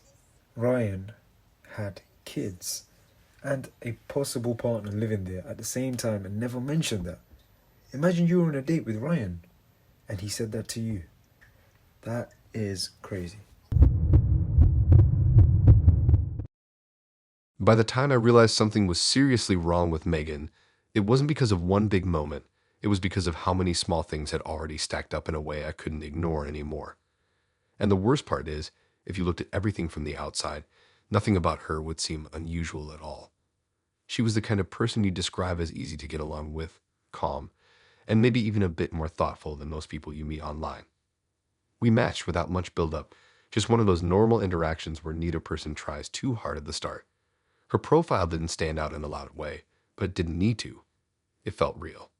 Her photos looked like they were taken over time, not all at once, and her bio was simple. Just something about liking quiet evenings and not being into anything dramatic. That alone made her feel different from the usual profiles that try to sell a personality instead of just showing one. When we started talking, the first thing I noticed was how steady she was. She didn't flood me with messages, but she also didn't disappear. There was a consistent pace to everything, like she knew exactly how much to say and when to say it. She asked questions, but not in a way that felt like an interview. It felt more like she was building a picture slowly, piece by piece, without making it obvious. After a few days, we met up. The first date was simple, just a quiet place where we could sit and talk without distractions. She was exactly how she came across in messages, calm, observant, and easy to talk to. There was nothing awkward about it, but there was also something about the way she listened that stood out. She didn't just hear what I was saying, she seemed to hold on to it in a way that made it feel like it mattered more than usual. At the time, I thought that was a good thing. Looking back, that's probably where it started. The second time we met, the conversation went a bit deeper. She remembered small details I had mentioned before, things I didn't expect anyone to bring up again. It made me feel like she was paying attention, like she actually cared about what I was saying, and because of that, I opened up more. Not everything, but enough that she had a clearer picture of me than most people would after just 2 meetings. She didn't share as much about herself, but it didn't feel one-sided. It felt balanced, like she was giving just enough while learning more about me at the same time. By the third time we met, I was comfortable enough, and when she suggested we hang out at her place, I didn't think twice about it. Nothing up to that point had given me a reason to hesitate, and if anything, it felt like a natural step. Her place was quiet, similar to her personality. Not overly decorated, but not empty either. Everything looked intentional, like it had been placed there for a reason. We sat down, talked, and for a while, it felt like every other time we had met. But there were small moments that didn't fully register until later. At one point, she mentioned something about my schedule that I don't remember telling her. It wasn't something obvious, not something you could guess, but something specific enough that it stood out. I asked her how she knew that. She said I mentioned it before. I tried to remember when, but I couldn't. I let it go, thinking maybe I had said it casually and just didn't remember. But then it happened again. She brought up something about one of my friends, not just their name, but something about their situation that I definitely hadn't talked about in detail. That's when it stopped feeling like coincidence. I asked her again where she got that from. She gave the same answer. Said I had mentioned it. This time, I knew I hadn't. The conversation shifted after that. Even if neither of us said it out loud, I started paying more attention, not just to what she was saying, but how she was saying it. She seemed completely calm, like nothing was off, like everything she knew about me was normal information to have. At some point, I asked if I could use the bathroom. She pointed me down the hallway, and as I walked there, I started noticing more things. The place was organized, but in a way that felt controlled, like nothing was left out by accident. When I got to the bathroom, everything looked normal at first, but then I noticed something on the counter. My name. Not written out clearly, but part of a note. I moved closer and saw more. There were small notes, not just one, but several, each with different bits of information. Some looked like reminders, some looked like lists, and mixed into them were details that I recognized. Things about me. Things I had said, things I hadn't said. That's when everything shifted. I went through a few of them quickly, trying to make sense of what I was seeing without staying too long. There were patterns, details about conversations, habits, small things that didn't feel like they should be written down. I left the bathroom and went back to the living area, but I didn't sit down right away. I asked her directly how she knew so much about me. She looked at me calmly, like she had been expecting that question at some point. She didn't deny it. She just said she liked to keep track of things. The way she said it didn't sound like she thought it was wrong. I told her that wasn't normal, and she knew things I never told her. She paused for a moment, then admitted she had gone through my phone. Not once. More than once. While I was there. While I wasn't paying attention. That's when it stopped being something I could rationalize. I asked her when.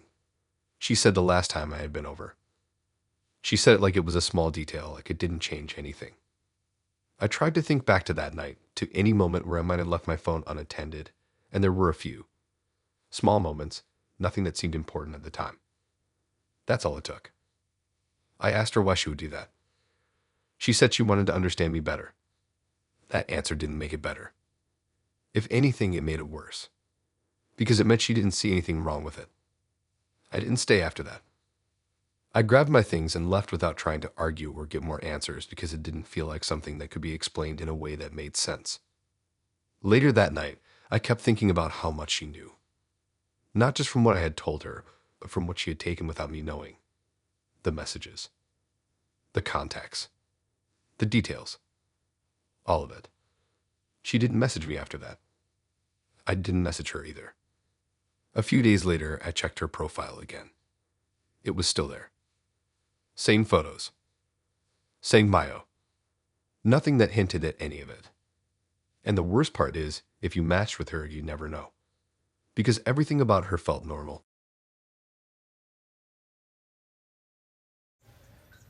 Wow, Megan went through your phone and took detailed notes about your life. Imagine being on a date with Megan. How would you feel in this situation? Someone going through your private details, your, your personal belongings, and just making notes about you and your conversations. It's a bit. I didn't find out what Lauren was doing until I saw myself written into something that I never agreed to be part of, and by the time I made that connection, everything that had felt slightly strange about her suddenly made complete sense in a way that was hard to ignore. What made it worse wasn't just the fact that it happened, it was how normal everything felt while it was happening, like there was no clear moment where I could have stopped it because nothing ever crossed the line in an obvious way. When we matched, there was nothing about her profile that stood out as unusual, but there was something about the way she presented herself that made it feel like she had a clear sense of who she was. Her photos weren't overly posed, but they looked intentional, like each one had been chosen carefully rather than just uploaded randomly. Her bio mentioned that she liked writing and observing people, which at the time just sounded like one of those generic personality traits people include to seem interesting without saying too much. It didn't raise any concerns. If anything, it made her seem thoughtful. The conversation started off normal, but there was something slightly different about the way she asked questions. She didn't just ask basic things like what I did or where I was from. She asked things that felt more specific, like she was trying to understand patterns rather than just facts. She would ask how I reacted to certain situations, what I noticed about people, what I thought about things that didn't usually come up in early conversations. It didn't feel invasive, but it did feel more focused than usual. At the time, I didn't question it because it didn't feel uncomfortable. If anything, it made the conversation more interesting. It felt like she was actually paying attention, like she wasn't just going through the same routine as everyone else. That made it easier to open up, even if I didn't realize how much I was actually saying. When we met for the first time, the setting matched her personality perfectly. It was a quiet place, not crowded, somewhere you could sit and talk without distractions. She arrived on time, greeted me casually, and within a few minutes, the conversation picked up exactly where it had left off online. What stood out immediately was how observant she was in person. It wasn't just that she listened, it was the way she watched, like she was noticing things beyond what was being said. She would pause slightly before responding, like she was choosing her words carefully, and when she did respond, it always connected back to something I had said earlier. The first meeting didn't feel strange at all, just slightly more focused than usual. She didn't overshare about herself, but she didn't avoid questions either. She kept things balanced in a way that made it feel natural. The second time we met, the conversation went deeper, and that's when I started noticing how detailed her memory was. She would bring up things I had mentioned in passing, things I didn't expect her to remember, and not just the general idea, but the exact way I had described them. It made me feel like she was really paying attention, which made it easier to keep talking without thinking too much about it. There was a moment where she asked me about a specific situation from my past, something I had only briefly mentioned before, and the way she phrased the question made it clear she had thought about it beyond the moment I said it. It wasn't just curiosity, it felt like analysis, but not in a way that seemed negative at the time. By the third time we met, I was comfortable enough that I didn't question the direction of the conversation anymore. She suggested we just walk around and talk, which felt casual, but the conversation itself wasn't casual at all. It was focused, detailed, and at times, more personal than I would normally go with someone I had only known for a short time. She asked about how I handled certain situations, how I reacted under pressure, what I noticed about people when I first met them. The questions weren't random, they felt connected, like they were building towards something, but I couldn't see what that was yet. At one point, I asked her why she was so interested in those kinds of details, and she said she liked understanding people. That answer felt simple, but it didn't fully explain the depth of what she was asking. After that, things continued normally, at least on the surface. We met a couple more times, and each time, the pattern stayed the same. She asked questions, remembered everything, and kept the conversation moving in a way that felt intentional but not forced. There were small moments where it felt slightly off, like when she would pause longer than expected before responding, or when she would repeat something I had said in a slightly different way, like she was testing how it sounded. But none of it was enough to make me stop. The shift didn't happen until a few days later, and it didn't come from her directly. It came from something I saw online.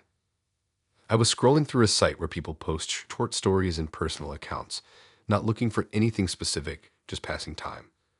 One of the posts caught my attention because the title sounded familiar in a way I couldn't immediately place.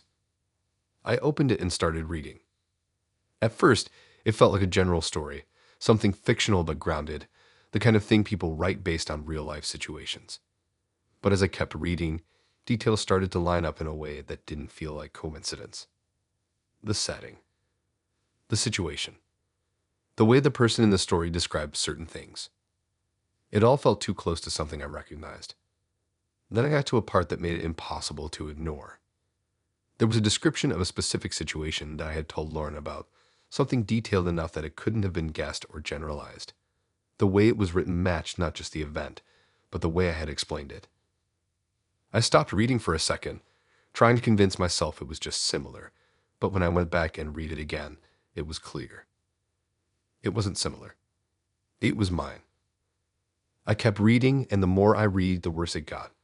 More details, more moments that lined up exactly with things I had said, things I had shared in what I thought were private conversations. But it wasn't written like a direct retelling. It was structured like a story. Changed just enough to not be obvious to anyone else, but not changed enough to hide from me.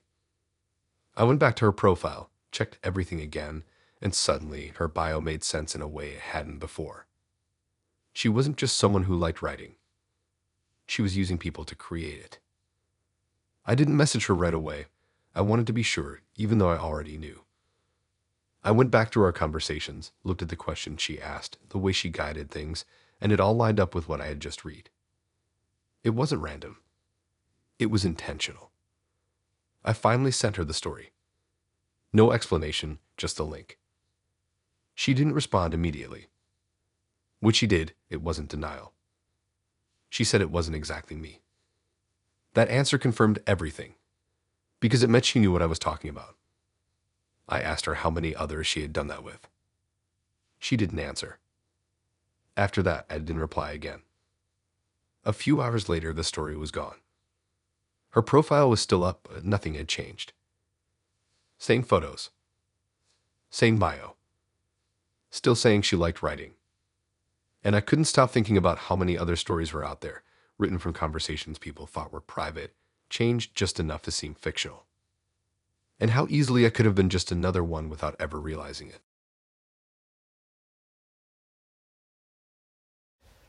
So Lauren used everything the reader told her to write fiction stories online that were clearly based on his real life.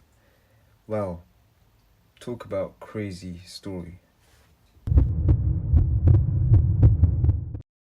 It wasn't something Chris did directly that made me uneasy, at least not at first. It was what other people said about him, and the fact that none of it lined up with the version of him I was seeing. If it had just been one comment, I probably would have ignored it, but it wasn't, and by the time I realized how serious it was, I was already too involved to pretend I hadn't heard it. We matched like any other time, nothing dramatic, No instant connection, just a normal conversation that slowly built into something steady.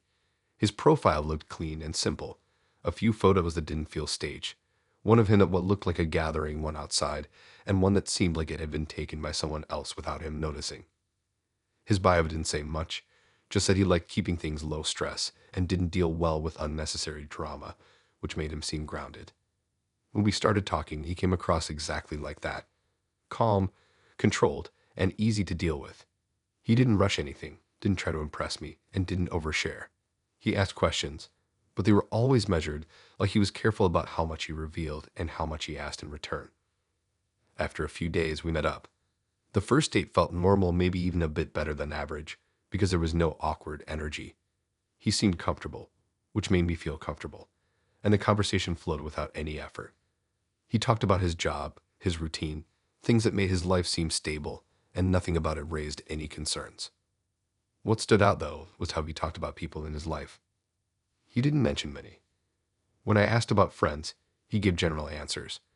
When I asked about past relationships, he kept it brief, just saying they didn't work out and he preferred not to dwell on them. That didn't feel strange at the time, but looking back, it was one of the first signs that something was missing. The second time we met, things felt more relaxed. There was less of that initial getting to know you phase, and more of just continuing the conversation.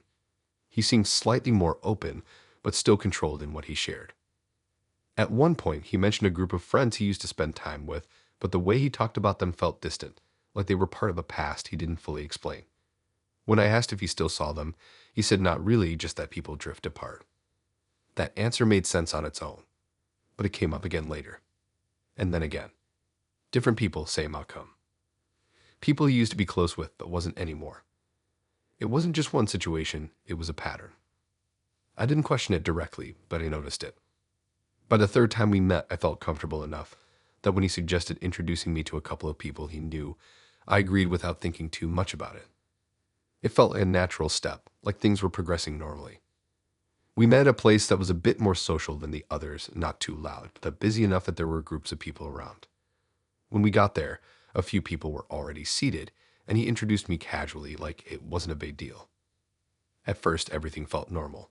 They seemed friendly enough, and the conversation started off light, just general topics, nothing serious. But after a while, I started noticing something in the way they interacted with him. It wasn't hostile, but it wasn't relaxed either.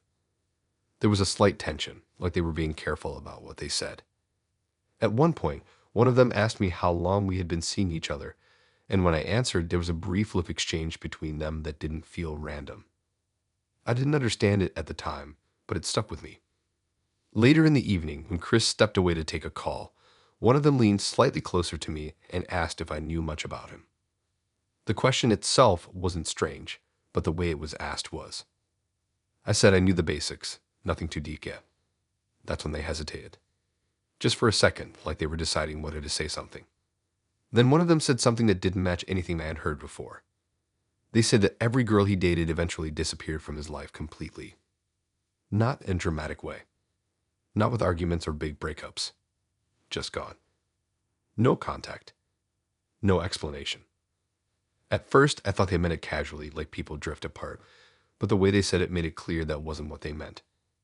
I asked what they meant exactly, and they explained that it had happened multiple times, not just once or twice, but consistently. Each time things would seem normal, then suddenly the girl would cut off everyone. Not just him. Everyone. Friends, social circles, everything. Like they were removing themselves completely. That didn't make sense. People would just disappear from their entire social circle without a reason. I asked if they knew why. They said no. That was the part that didn't sit right. If it had been one situation, it could be explained. If it had been two, maybe coincidence. But the way they described it, it was a pattern. And no one had an explanation. When Chris came back, the conversation shifted immediately like nothing had been said. The rest of the night continued normally, but my focus had changed completely. I wasn't just seeing him the same way anymore. I was watching. Not in an obvious way, just paying attention to things I might have ignored before. The way he spoke. The way he responded to certain topics. The way he avoided going into detail about past relationships. After that night, I couldn't stop thinking about what they had said. It didn't fit with the version of him I had seen so far, but it also didn't feel like something they would make up. I decided to take a step back and observe. Over the next few days, I paid more attention to how he communicated, what he said, and what he avoided saying. That's when I started noticing more. Small things. The way he asked questions that felt slightly too personal for the stage we were at. The way he remembered details not in a thoughtful way, but in a precise way. The way he steered conversations into areas that revealed more about me than I realized at the time. It wasn't obvious, but it was consistent. At one point, I asked him directly about his past relationships.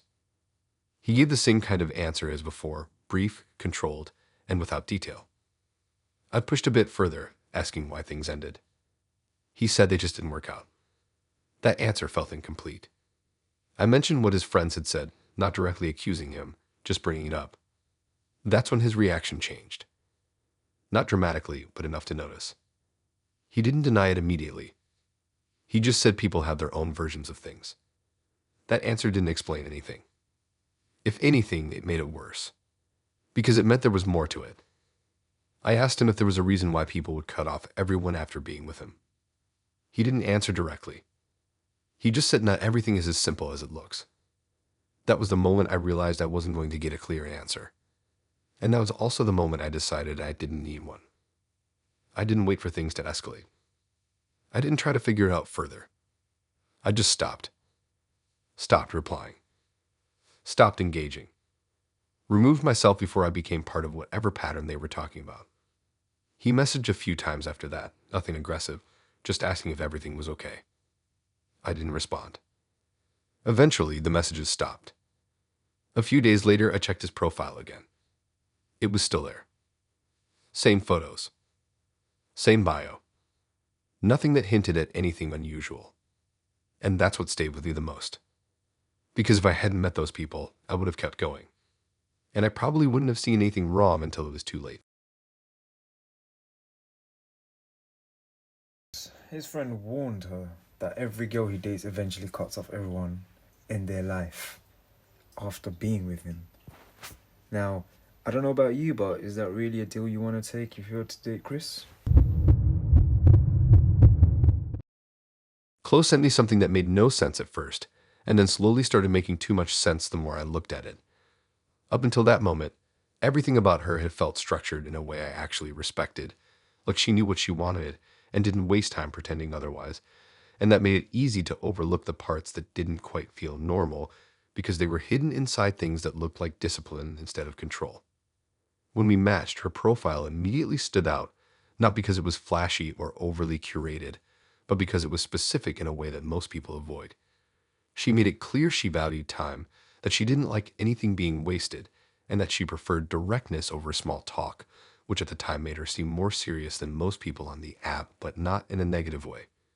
Her photos matched that energy, nothing overly staged, just clean, composed, and consistent with the idea that she paid attention to details. When we started talking, that impression held up completely because she didn't drag conversations out or leave things hanging. She responded clearly, asked direct questions, and moved things forward without hesitation. The first time we met, it was exactly what I expected based on how she came across online, a structured, straightforward interaction that didn't leave room for confusion. She arrived on time, already seated, and when I sat down, the conversation started without any awkward buildup. She asked questions that felt intentional, not random, and when I answered, she responded in a way that showed she was actually processing what I said instead of just waiting for her turn to speak. There was a certain efficiency to everything she did, even small things like ordering or deciding what to talk about next, and while it was different from what I was used to, it didn't feel uncomfortable, it just felt organized. One thing she mentioned early on was that she preferred splitting everything exactly, not in a casual way, but in a precise way that left no room for interpretation. When the bill came, she calculated her part down to the smallest detail without hesitation, which I didn't question because some people are just like that. It felt like part of her personality, like she valued fairness in a very literal sense. After that, we walked around for a bit, and the conversation continued in the same structured way, nothing overly emotional, nothing unpredictable, just steady and controlled. The second time we met, the pattern stayed the same, but this time I started noticing how consistent she was about certain things. She kept track of time in a way that felt more exact than usual, occasionally checking it and adjusting what we were doing without making a big deal out of it. The conversation still felt normal, but there was an underlying sense that everything was being measured, not just in terms of time, but in terms of what was being said. She remembered details from the first meeting, not just general things, but specific phrasing, and she would refer back to them in a way that felt almost like she was organizing the conversation into categories. At one point, she mentioned that she liked clarity in interactions, that she didn't believe in leaving things undefined, and again, that didn't feel like a problem. It just sounded like someone who didn't like confusion. But the way she said it had a certain weight to it, like it wasn't just a preference, it was a rule she applied to everything. By the third time we met, I was used to her way of doing things, so when she suggested we just sit somewhere quiet and talk, I didn't expect anything unusual. The conversation started normally, but it gradually shifted into more personal topics, not in a sudden way, but in a controlled progression that felt planned. She asked about my routine, my priorities, how I spent my time, and how I valued different parts of my life. And while those questions weren't strange on their own, the way they were grouped together made it feel like she was building a complete picture rather than just getting to know me casually. That meeting ended the same way as the others, structured, calm, and without any obvious issues. But there was a slight feeling that something was being recorded in a way that wasn't visible, like the interaction itself had more weight than I could see at the time. A couple of days later, she sent me a message that didn't match anything we had talked about before, at least not directly. It wasn't long, but it included an attachment, which already felt unusual because we hadn't been sending anything like that. When I opened it, it was a document, not something formatted casually, but something structured, organized, and detailed in a way that immediately felt out of place. At first, I thought it might be something unrelated, maybe something she sent by mistake, but as I started reading, it became clear that it was about me, or more specifically, about our interactions. It listed dates, times, and summaries of what we had talked about, broken down into categories that didn't make sense in a normal context. There were sections that described topics, sections that described duration, and sections that assigned what she called value to different parts of the conversation. I stopped reading for a second because it didn't register properly at first. It felt like I was looking at something that belonged in a completely different situation, not something connected to a normal series of meetings. But when I went back to it and read more carefully, it became impossible to ignore what it actually was. She had been tracking everything. Not just generally remembering things, but documenting them in detail, organizing them, and assigning some kind of system to them that I didn't understand yet. I messaged her asking what it was, trying to keep it neutral because I wasn't sure how she would respond. Her reply came quickly, and it didn't include any hesitation or confusion. She said it was a breakdown of our time. That explanation didn't make it better. If anything, it made it worse because it meant she had a reason for doing it. Chloe tracked conversations like transactions and claimed that the reader owed her for emotional time and attention. I mean, when you're in a relationship, it's not transactional. There are sacrifices, and Chloe's the type of person to not understand that one. Nothing Marcus did felt aggressive or out of place on its own. And if anything, the way he paid attention to things about me came across as thoughtful in the beginning, like he was just more observant than most people I had met. It only started to feel wrong when those small observations turned into something that felt too precise, like he wasn't just noticing things naturally, but actively building a detailed picture of my routine without me realizing how much I had revealed. We matched without anything unusual happening, just a normal conversation that built over a few days, and from the start he seemed like someone who was genuinely interested without being overwhelming. His profile didn't try to stand out, it just showed enough to seem real, and when we started talking, he was consistent in a way that made it easy to keep going. He remembered small things I mentioned, followed up on them later, and didn't lose track of details the way most people do, which at the time felt like a good sign because it showed he was paying attention. When we met for the first time, the conversation felt natural, not rushed or forced, and he came across exactly how he had in messages, calm, attentive, and easy to talk to. He asked about my daily routine, but in a casual way. It didn't feel like he was digging for anything specific, just general questions about work, what I did after, how I usually spent my time. I answered without thinking much about it because those are normal things to talk about, and nothing about the way he asked made it feel unusual. The second time we met, he brought up things I had mentioned before. Not just general topics, but specific details about my schedule, like what time I usually finish work or where I tended to go afterward. It stood out slightly, but not enough to question, because some people just have a good memory.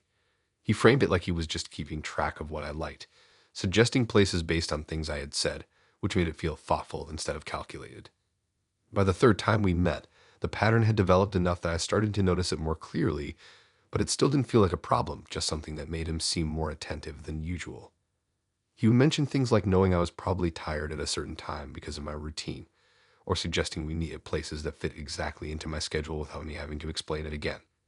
It felt convenient, almost like he was making things easier, and I didn't question how he was able to predict those details so accurately.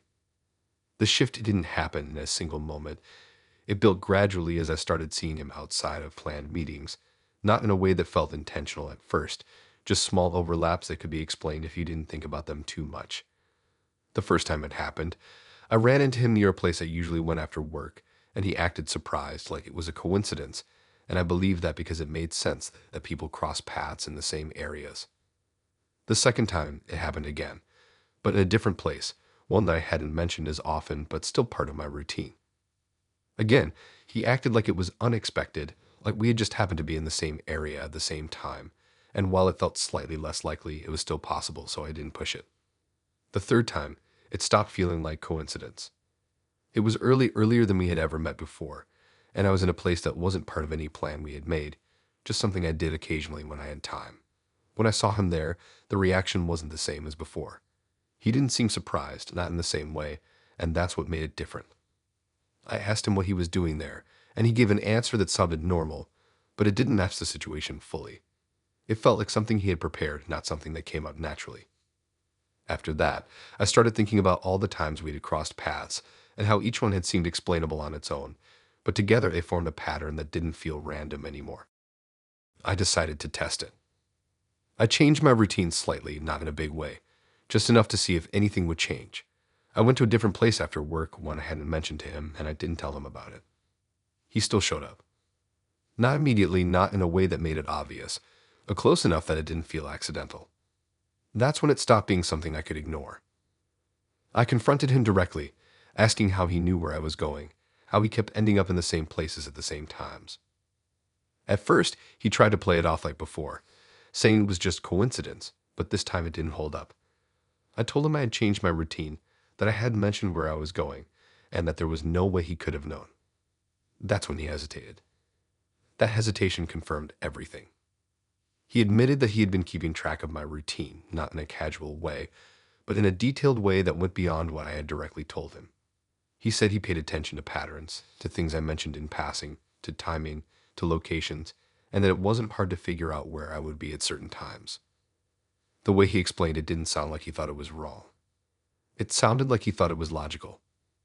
That's what made it worse, because it meant he had been doing it intentionally from the start. I asked him why. He said it made things easier. Easier to meet. Easier to understand me. Easier to be in the same places without having to plan it. That answer didn't make it better.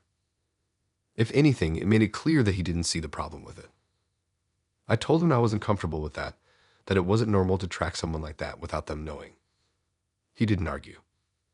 He just said he thought it was efficient. That was the moment I knew there was no point continuing.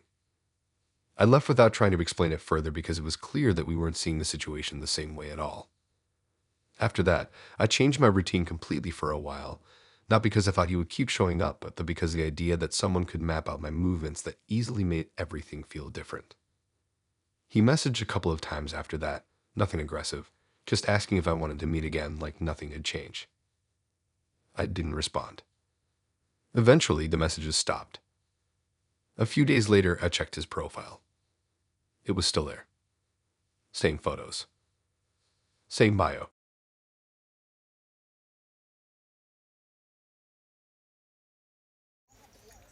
Marcus mapped out a daily routine and started showing up in places that the reader never told him about. Now, I'm sure maybe once in our life we're gonna have a crazy stalker, but Marcus on the first Tinder date? Wow, what a guy. I didn't walk into anything that night expecting to feel like I had stepped into someone else's situation halfway through, but that's exactly what it turned into. And the worst part is that for the first hour, everything felt completely normal, like nothing about it was out of place, which made the moment it shifted hit a lot harder because there was no gradual build up, just a sudden realization that I wasn't the only one who thought I was there for the same reason. Natalie didn't stand out in an obvious way when we matched, but there was something about how direct she was that made it feel easier to talk to her than most people. Her profile wasn't trying to be interesting. It just said what it needed to say, that she valued honesty and didn't like wasting time, and that alone made her seem more straightforward than most. When we started talking, she kept that same energy, replying clearly, asking questions that weren't random, and moving things forward without hesitation, which made it feel like there was no confusion about what either of us was there for. We talked for a few days before meeting, and during that time, nothing felt off. She didn't overshare, but she didn't avoid things either, just kept everything balanced in a way that made it feel like we were actually getting to know each other without it turning into something forced. When we decided to meet, she suggested her place, saying it was easier than going out, and because nothing up to that point had raised any concerns, I agreed without thinking too much about it. When I got there, the building looked normal, nothing that stood out, and when she opened the door, she greeted me casually like it wasn't the first time she had done this, which at the time didn't mean anything to me. Her place was clean, organized, and quiet, the kind of space that felt controlled without feeling staged. And for a while, everything followed the same pattern as before: easy conversation, steady pace, nothing unusual. We sat down and started talking, and she kept the conversation moving in the same direct way she always had, asking questions, responding clearly, and not leaving room for awkward pauses. It felt like everything was exactly how it had been leading up to that point, which is why I didn't question anything in the beginning. There were small moments where she checked her phone, but not in a way that seemed strange, just quick glances that didn't interrupt anything.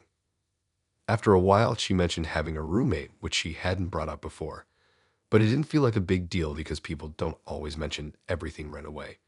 She said it casually, like it wasn't something important, and I didn't ask more about it because it didn't seem relevant at the time. The shift happened when there was a sound from another room, not loud, just movement, like someone else was there. I didn't think much of it because she had just mentioned a roommate, so it made sense that someone else would be in the apartment. She didn't react to it in a way that suggested anything unusual, so I let it go. A few minutes later, someone walked into the room. At first, I assumed it was the roommate she had mentioned, but the way he looked at both of us made it clear that this wasn't just someone passing through their own space. He looked confused, not in a casual way, but in a way that suggested something wasn't lining up for him. He greeted her, but the tone wasn't neutral. It had a layer of something else, something that didn't match the idea of just being roommates. Then he looked at me, trying to figure out what was going on, and that's when the situation started to feel off. I waited for her to explain because that would have been the normal thing to do, but she didn't. She stayed calm, like nothing had changed, like this was a situation she had already accounted for. He asked her what was going on, not aggressively, but directly, like he expected an answer that would make sense. She didn't answer right away. That pause changed everything, because it showed that whatever was happening, it wasn't something that could be explained simply. I asked her what was going on, but she still didn't respond in a way that clarified anything. Instead, she said something about things not being as simple as they looked, which didn't explain anything at all. That's when he said something that made the situation clear in a way that didn't need further explanation. He said he thought they were exclusive. That one sentence changed the entire context of everything that had been happening. I looked at her, waiting for her to correct it, to explain that it wasn't what it sounded like, but she didn't. She stayed calm, like this was something she had already dealt with before. I asked her directly if that was true, if she had told him that they were exclusive. She didn't deny it. That was enough. Because it meant that both of us had been given different versions of the same situation. He thought he was the only one. I thought I was just starting something. And she was managing both without telling either of us. The room felt completely different at that point, like the normal atmosphere had been replaced with something that didn't belong there. He started asking more questions, trying to understand what was happening, and I realized I didn't need to stay for that conversation. I wasn't part of whatever they had going on before I got there, and I wasn't going to be part of how it played out. I stood up, grabbed my things, and headed for the door without waiting for a full explanation. She didn't try to stop me. She didn't follow me. She just stayed there like she had already accepted that this was how it would go. As I left, I could still hear him asking questions, trying to get answers that I already knew weren't going to make sense. Later that night, I kept thinking about how easily she had managed both situations at the same time, how calm she had been when everything came together, like it wasn't the first time she had handled something like that. She messaged me once after that, saying things had been misunderstood, but there was nothing in that message that actually explained anything. I didn't respond. A few days later, her profile was still active. Same photos. Same bio. Still talking about honesty. And that was the part that stayed with me the most. Because if you didn't see it happen, you would believe it completely.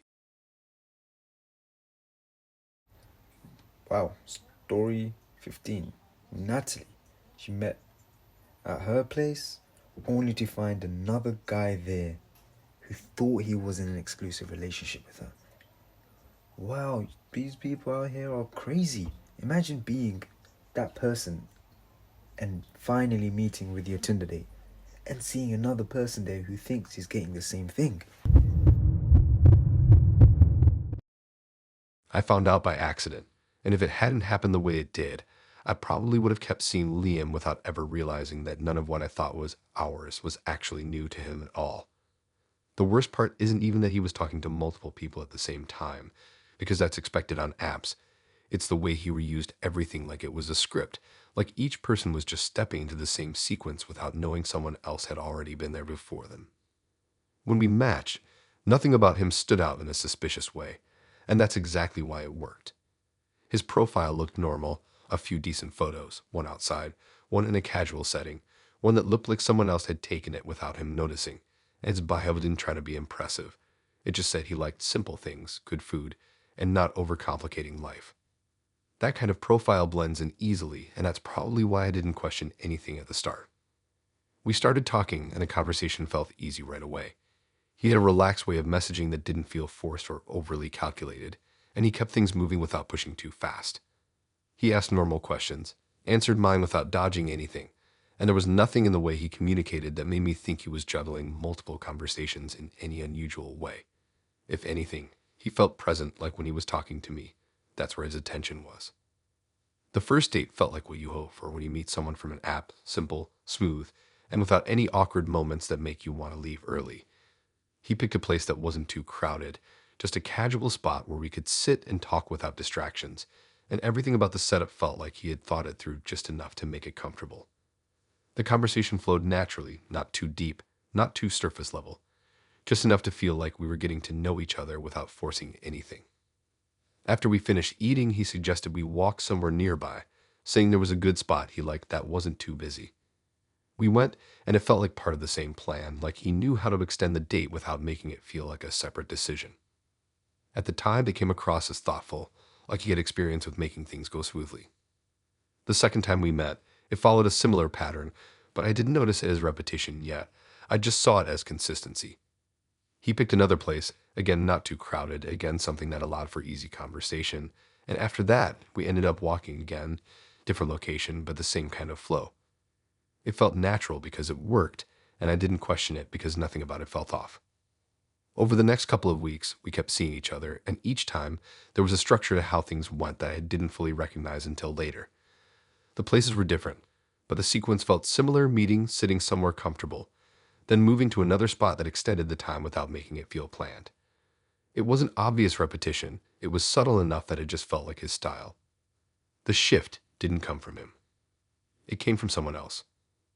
I was talking to a friend one day, just casually mentioning that I had been seeing someone, and she said she had matched with a guy recently who sounded similar to the way I described him. That alone didn't mean anything, because profiles can sound alike, but then she showed me his profile. It was him. Same photos. Same bio. The only difference was the timing. She had matched with him after I already had. At first, I didn't react strongly because, like I said, talking to multiple people isn't unusual. But then she started describing the conversation they were having, and that's when things started to feel off. The way he asked questions, the way he responded, even some of the phrases he used. They matched what he had said to me. That could still be coincidence, because people have patterns in how they talk, but that she mentioned something about their planned date. She described the place. It was the exact same place he had taken me on our first date. Not just similar, the exact same one. I tried to brush it off at first, telling myself maybe he just liked that place. Maybe it was his go-to spot, which wouldn't be that strange. But then she kept talking. She described what he suggested they do after. The walk. The second location. The exact sequence. That's when it stopped being coincidence. Because it wasn't just the place. It was the entire plan. I didn't tell her everything right away. I just asked more questions, trying to confirm what I was already starting to realize. The more she described, the clearer it became that he wasn't just repeating places, he was repeating experiences. The same structure, the same flow, the same timing. Everything. I went back through my own messages with him, looking at how he had suggested things, and it all lined up. The way he introduced ideas, the way he timed certain suggestions. It all felt like something that had been done before, not something that was happening for the first time. I decided to confront him, but not immediately. I wanted to see how far it went, how consistent it really was. Over the next few days, I paid closer attention to how he talked about future plans, and I noticed that he framed things in a way that felt repeatable, like they weren't specific to me, but part of a system he used. When I finally brought it up, I kept it simple. I asked him if he had taken someone else to the same places he had taken me. There was a pause before he replied. That pause said more than anything else. When he did respond, he didn't deny it clearly. He said he liked those places. That answer didn't address the real issue. So I asked again, more directly, if he followed the same plan with other people. This time he admitted it, but not in a way that made it sound wrong to him. He said it worked. That was his explanation. That it worked. Like it was a system that produced a good outcome, so there was no reason to change it. I asked him if anything we did was actually specific to me. He didn't answer that. That silence was enough, because it meant the answer wasn't what I wanted to hear. I didn't argue or try to explain why it felt wrong, because it was clear we were looking at it in completely different ways. To him, it was efficient. To me, it meant none of it was real in the way I thought it was. I stopped replying after that. He sent a couple of messages trying to keep things going like it wasn't a big deal, but I didn't respond. A few days later, I checked his profile again. It was still there. Same photos. Same bio. Nothing had changed. And I kept thinking about how many people had probably gone through the exact same sequence, thinking it was something unique, when it was just the same thing repeated. Now, I might have to hire Liam for this one, using the exact same date locations and conversations with multiple women like it's a script. Wow, he's creative. I only agreed to help Ava move because it sounded simple, like one of those things you do when you've been seeing someone just long enough that saying no feels unnecessary, and there was nothing about her up to that point that made me think I'd be walking into something that didn't make sense. If anything, she had been one of the easiest people to be around, calm without being distant, friendly without trying too hard, and consistent in a way that made everything feel predictable in a good way. We didn't rush into meeting when we first matched. The conversation built slowly over a few days, and there was nothing about it that felt forced or overly intentional. Her profile had been simple, a few photos that looked natural, not staged, and a short bio that didn't try to stand out. She seemed like someone who preferred things to be straightforward, and that carried over into how she talked, because she didn't drag conversations out or leave things unclear. When she said something, it was exactly what she meant, and that made it easy to trust what she was saying. The first time we met, everything felt normal in a way that didn't leave room for doubt. We met at a quiet place, talked without any awkward pauses, and nothing about her behavior felt inconsistent with how she had been in messages.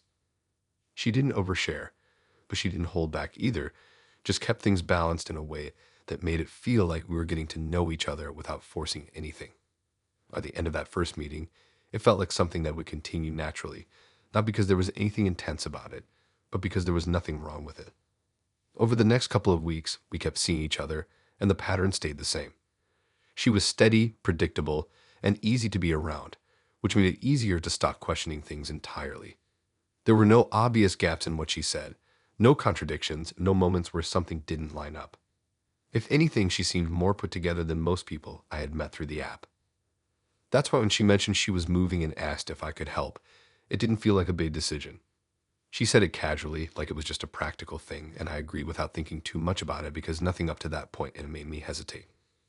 When I got to her place on the day she was moving, I expected the usual kind of situation, half-packed boxes, things still being sorted, maybe a bit of mess. Instead, everything was already packed. Not just mostly packed. Completely. The entire place looked like it had been emptied out with precision, like there was nothing left to do except move the boxes.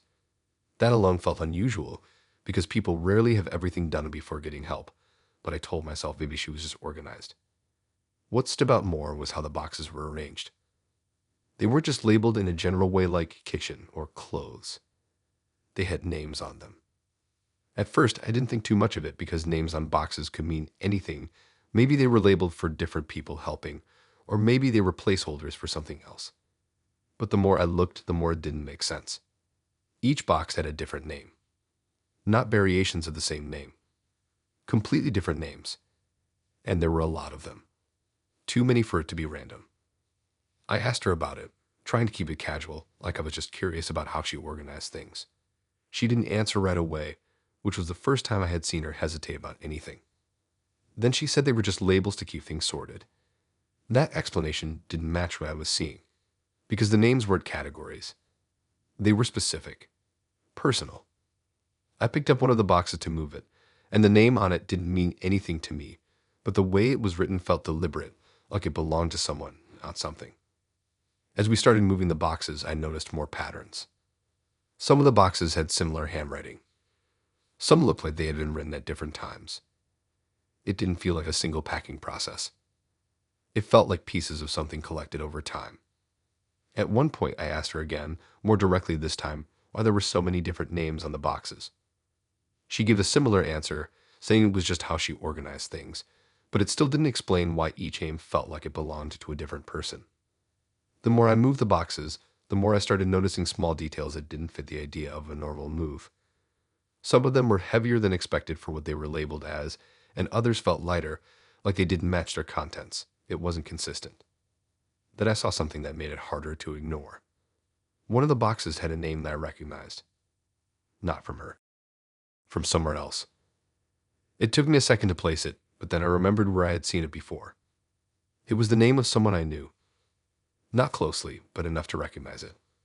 That's when everything shifted. I asked her directly where she got that name from.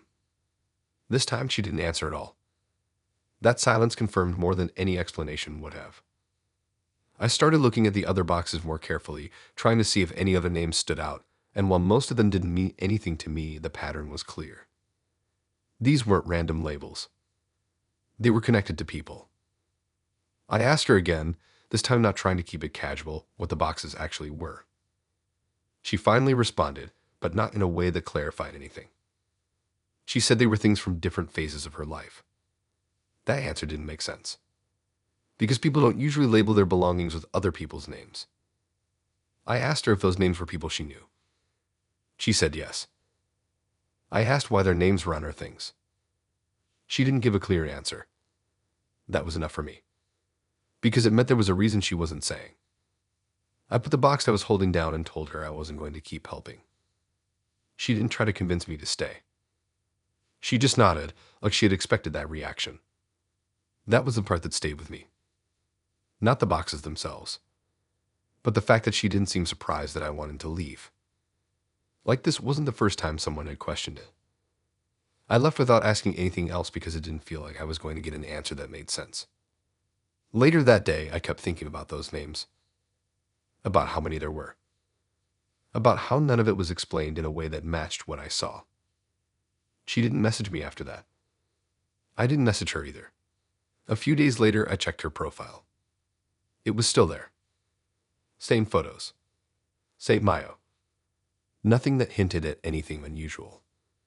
And I kept thinking about how easy it would be for someone else to agree to help her move without knowing what they were actually walking into. Wow, imagine helping someone move and then you just discover boxes labeled with different people's names, and to make it worse, someone that you recognized. Now that's more than just a Tinder horror story. Something about Noah's way of thinking wasn't normal, because at first it just came across as him being really into true crime, which isn't unusual anymore since so many people follow that kind of stuff casually, and he didn't present it in a way that seemed extreme. If anything, he seemed calm about it, like it was just an interest he had, something he followed and read about, not something that affected how he interacted with people in real life. At least that's what I thought until the way he talked about it started blending into how he talked about me. We matched without anything unusual happening, and his profile gave off a fairly standard impression. A few photos that looked recent, nothing overly curated, and a bio that mentioned he liked documentaries and podcasts, which I didn't think much of at the time because that's something a lot of people say. When we started talking, he was easy to deal with, not overly talkative, but not distant either, and he kept the conversation going without making it feel forced. There was nothing in the way he messaged that stood out as strange, just a steady back and forth that felt normal enough to lead to meeting in person. The first time we met, it felt like any other first date. We sat somewhere quiet, talked about basic things like work and daily routines, and nothing about him seemed off. He mentioned his interest in true crime early on, but in a way that felt casual, like it was just something he watched or listened to, not something that defined him. He talked about certain cases in a general way, focusing on how people think and why they do certain things, which at the time just sounded like someone who was interested in psychology. The second time we met, that topic came up again, but this time it went a bit deeper. He started talking more specifically about cases, not just what happened, but how they unfolded, what patterns people missed, and how certain situations could have been avoided if someone had paid attention to small details. The way he explained it wasn't emotional or dramatic, it was analytical, like he was breaking things down step by step, which made it feel more like a discussion than anything else. At one point, he started comparing situations in those cases to everyday interactions, pointing out how people overlook warning signs because they don't expect anything serious to happen. That still didn't feel wrong. It just sounded like someone who thought about things in a more detailed way than most. By the third time we met, though, the way he talked about those topics started to feel different, because he wasn't just discussing them in isolation anymore, he was starting to connect them to real-life situations in a way that felt more personal. He would mention how easy it is for someone to gain trust if they present themselves in a certain way, or how predictable routines can make it easier to understand where someone will be at certain times. At first, it still sounded like general observations, but the more he talked, the more it felt like he was applying those ideas to actual situations, not just discussing them as concepts. There was a moment where he mentioned how people rarely question things when they feel comfortable, and how that comfort is what allows situations to develop without resistance. That stood out more than the rest, because it didn't feel like a general statement anymore. It felt like something he had thought about in a more practical way. I didn't say anything about it at the time, but it stayed in the back of my mind. Over the next couple of meetings, the pattern continued, and his interest in those topics became more detailed, not just in terms of the cases themselves, but in how he related them to real situations. He would point out things about environments, timing, and behavior, explaining how certain setups make people less likely to question what's happening around them.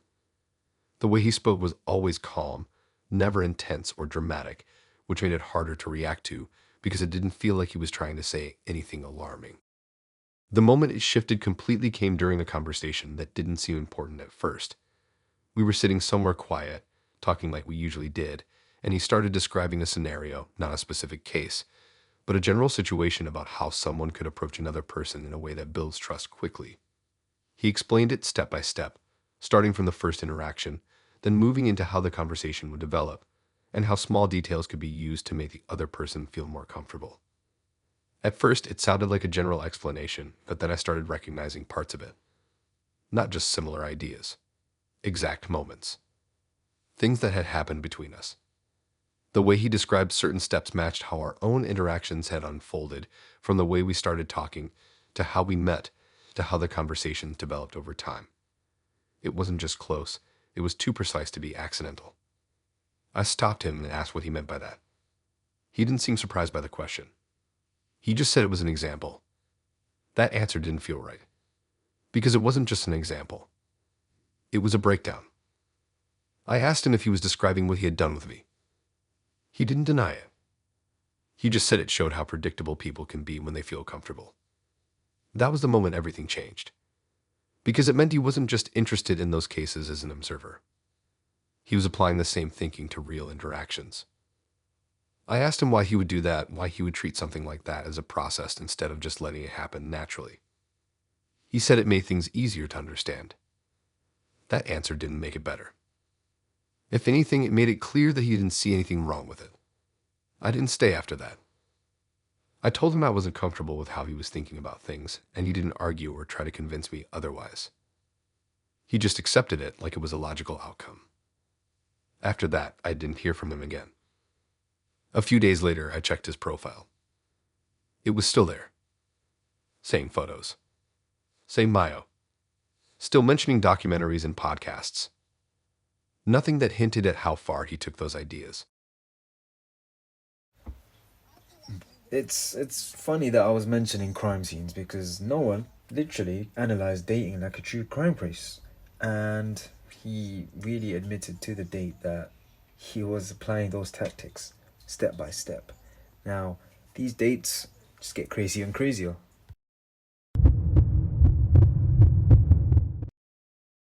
The first time I realized something had gone too far wasn't even during a conversation with Grace. It was when my sister called me asking about someone she thought I knew, and the way she described the message didn't make sense until I saw it for myself, because up until that point, everything with Grace had felt normal in a way that made it easy to ignore how quickly she had inserted herself into parts of my life I hadn't actually invited her into. We had only been talking for a short time when we matched, and nothing about her profile gave any indication that she would be the kind of person to cross boundaries that quickly. Her photos were simple and natural, nothing overly curated, and her bio mentioned that she cared about honesty and communication, which made her seem grounded. When we started talking, she came across exactly like that, calm, direct, and easy to have a conversation with, without any of the usual back and forth that feels forced. She asked questions that felt normal, things about where I was from, what I did, what my routine looked like, and I answered without thinking too much about it because there was nothing about her tone that suggested she was looking for anything beyond getting to know me. We met fairly quickly after matching, and the first meeting didn't give me any reason to question anything. She was exactly how she had been in messages, relaxed, attentive, and able to carry a conversation without making it feel like an interview. There were no obvious signs that anything was off, and if anything, she seemed more straightforward than most people I had met, which made it easier to feel like there was nothing to be cautious about. The second time we met, things moved slightly faster in terms of how personal the conversation became, but it didn't feel forced at the time. She asked more detailed questions about my life, my family, and the people I was close to, and I answered them because it felt like a natural progression of getting to know someone. She remembered names, details, and small things I mentioned, which made it feel like she was paying attention in a way that most people don't, and that made it easier to keep talking without thinking about how much information I was actually sharing. There were small moments where it felt like she was asking more than usual, not in a direct way, but in how she connected questions together, like she was building a clearer picture than most people would at that stage. Still, it didn't feel like a problem. It just felt like she was interested and attentive, and I didn't have any reason to question it. The shift didn't come during one of our meetings, and that's what made it harder to understand at first. It came a couple of days later, completely outside of any interaction I had with her. I was going about my day when my sister called me, and the way she started the conversation immediately felt off, because she sounded confused in a way that didn't match anything we had talked about recently. She asked me if I knew someone named Grace, and when I said yes, she paused before explaining that she had received a message from her. That alone didn't make sense. I hadn't told Grace anything about my sister beyond her name, and even that had only come up briefly in conversation, so there was no reason for her to have any contact with her, let alone message her directly. I asked what the message said, and my sister described it in a way that didn't match a normal introduction. She said it sounded like Grace was concerned about me, asking questions about how I had been, whether I seemed stressed, and if there was anything she should know. At that point, it stopped feeling like confusion and started feeling like something was wrong. I asked my sister to send me the message, and when I read it, it was clear that it wasn't casual or accidental. It was structured, detailed, and written in a way that made it seem like Grace was trying to position herself as someone who had a reason to be involved in my life. She referenced things I had told her, but framed them in a way that made them sound more serious than they actually were, like she was building a narrative that didn't match reality. I didn't respond to my sister right away because I needed to understand how Grace had even found her in the first place. I hadn't given her any contact information. I hadn't shown her anything directly, and yet somehow she had managed to reach out to someone in my family without me knowing. I went back through our conversations, trying to figure out if I had said anything that could have led her to that information, and slowly it started to make sense. Small details, names, references to places, things that seemed harmless on their own, but when combined, could be used to find someone if you were looking for them. That realization made everything feel different, because it meant she hadn't just come across that information by chance. She had looked for it. I messaged her directly, asking why she had contacted my sister. Her response came quickly, and it didn't include any hesitation or confusion. She said she was concerned. That answer didn't explain anything. If anything, it made it worse.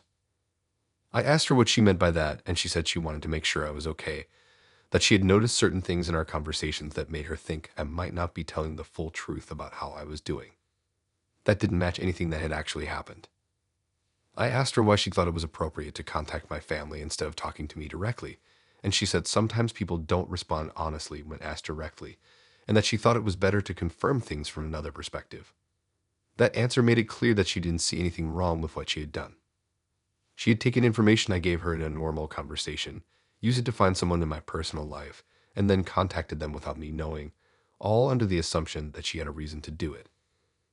I told her that wasn't acceptable, that she'd crossed a line, and she didn't argue or apologize in a way that felt genuine. She just said she understood that I might see it that way, which wasn't the same as acknowledging that it was wrong. That was enough for me. I stopped the conversation there and didn't respond again. After that, I told my sister to ignore any further messages, and I blocked Grace on everything I could. A few days later, I checked her profile out of curiosity. It was still there. Same photos. Same bio. Still talking about honesty. And that's what stayed with me, because if you looked at her profile, there was nothing that would make you think she would go that far that quickly. Again, these guys are more than just stalkers. They're really great detectives. Grace, using small details that the reader had shared, tracked down and messaged the whole family without them knowing. Now that's something the police can't really do at all times.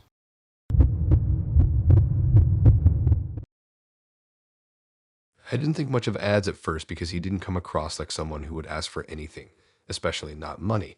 And that's probably why I didn't see it coming until I was already involved enough that saying no felt more complicated than it should have been. He wasn't overly charming or dramatic. He actually seemed a bit off in a quiet way, like someone who was just having a rough time but didn't want to make it obvious. And that made it easier to give him the benefit of the doubt without questioning things properly. When we matched, his profile looked pretty standard, a few photos that didn't look staged, one outside, one in his car, and one that looked like it had been taken randomly by someone else. His bio was short, just said he worked odd hours and didn't always reply fast, which turned out to be true because his replies came at random times, sometimes late at night, sometimes early in the morning, but always with the same kind of tone that felt tired but still interested. The conversation started off normal enough, nothing that stood out as strange, just the usual back and forth about work, routines, and general life stuff. But there was something about the way he spoke that made it feel like he was holding something back. He didn't overshare, but he would drop small comments about things not going great for him, like mentioning stress or saying he had a lot going on without actually explaining what that meant. At first, I didn't ask about it because it didn't feel like my place, but over time those comments became more frequent, and they started to feel less like passing remarks and more like hints that he wanted me to ask. Eventually, I did, just casually, asking if everything was all right, and that's when he started opening up a bit more, but still not fully. He said he had been dealing with some financial issues, nothing extreme, just things piling up, unexpected costs, stuff like that, and the way he explained it made it sound believable because it wasn't dramatic, it was just detailed enough to feel real. He didn't ask for anything at that point. He just explained it in a way that made it seem like he was struggling but managing. We kept talking after that, and the tone shifted slightly, not in a way that felt uncomfortable, but in a way that made the conversations feel heavier. He would mention money more often, but always indirectly, like talking about how expensive things had gotten or how he had to cut back on certain things. It felt like he was building context, not asking yet, just setting the stage. When we finally met, nothing about him seemed out of place. He looked like his photos, maybe a bit more tired in person, but not in a way that made him seem different from how he had been talking. The date itself was simple, just sitting and talking, and he didn't bring up money at all during that time, which made everything feel normal again. That's why when he messaged me later that night, it caught me off guard. He said he was in a bit of a situation and asked if I could help him out with something small, just a temporary thing, something he said he would pay back quickly. The amount wasn't big, which made it easier to say yes without thinking too much about it. It felt like helping someone out, not like I was being asked for something serious. I sent it without overthinking it. That was the first mistake. After that, things went back to normal for a bit. He thanked me, said he appreciated it, and kept talking like before. There was no immediate pressure, no repeated asking, which made it feel like it had been a one-time thing. But then it happened again. This time the situation was slightly different, but the structure was the same. He explained a problem, kept it realistic, not exaggerated, and then asked if I could help again, just a small amount, just something to get through a situation. I hesitated more this time, but the fact that I had already helped once made it harder to say no. It felt like I had already set a precedent, and he wasn't asking for anything extreme, just small amounts that added up over time. I agreed again. After that, the pattern became clearer. The conversations would stay normal for a while, then shift slightly into something heavier, then he would mention a problem, and eventually ask for help. Each time, the amount wasn't huge, just enough that it felt manageable, just enough that saying no felt like I was refusing something reasonable. It didn't happen every day, which made it harder to see it as a pattern right away. It was spaced out just enough to feel situational instead of intentional. But then it started happening more often. The gaps between requests got shorter, and the reasons started to feel less solid, like they were repeating in different forms. It wasn't obvious at first, but once I started paying attention, it became clear that the situations were structured in a similar way every time. I decided to test it. The next time he mentioned having a problem, I didn't offer to help, and I didn't respond in a way that led toward it. I kept the conversation neutral, just acknowledging what he said without moving toward a solution. That's when his tone changed. Not aggressively, but noticeably. He became more direct, less subtle about what he needed, and when I still didn't respond the way he expected, he asked outright. That was the first time it didn't feel like a request. It felt like an expectation. I told him I couldn't help this time. There was a pause before he replied, longer than usual, and when he did, the tone wasn't the same as before. It wasn't angry, but it wasn't relaxed either. It felt like something had shifted. After that, the conversation didn't go back to normal. He still messaged, but the tone was different, less interest, more focus on what he needed. The parts that had made it feel like a real interaction before started to fade, and it became clearer that those had just been part of how he built the situation. A few days later, I checked his profile again. It was still there. Same photos. Same bio. Nothing that hinted at any of it. And that's what made it stick with me. Because if you matched with him, you wouldn't see anything wrong. You'd just see someone who seemed a bit stressed, a bit off, someone who might need help. Now, this one reminded me of the famous Tinder swindler. As a normal guy going through a rough time, building sympathy by talking about his financial stress, and then he asked for help. Small amounts of money, and then, boom, a massive sum, just to then disappear. Now, there's a lot of these guys out there, so be careful out there, and if you enjoy these stories, please hit that like button and subscribe. We've got really good news coming soon, and I hope you guys are there to hear it. Thank you very much for listening.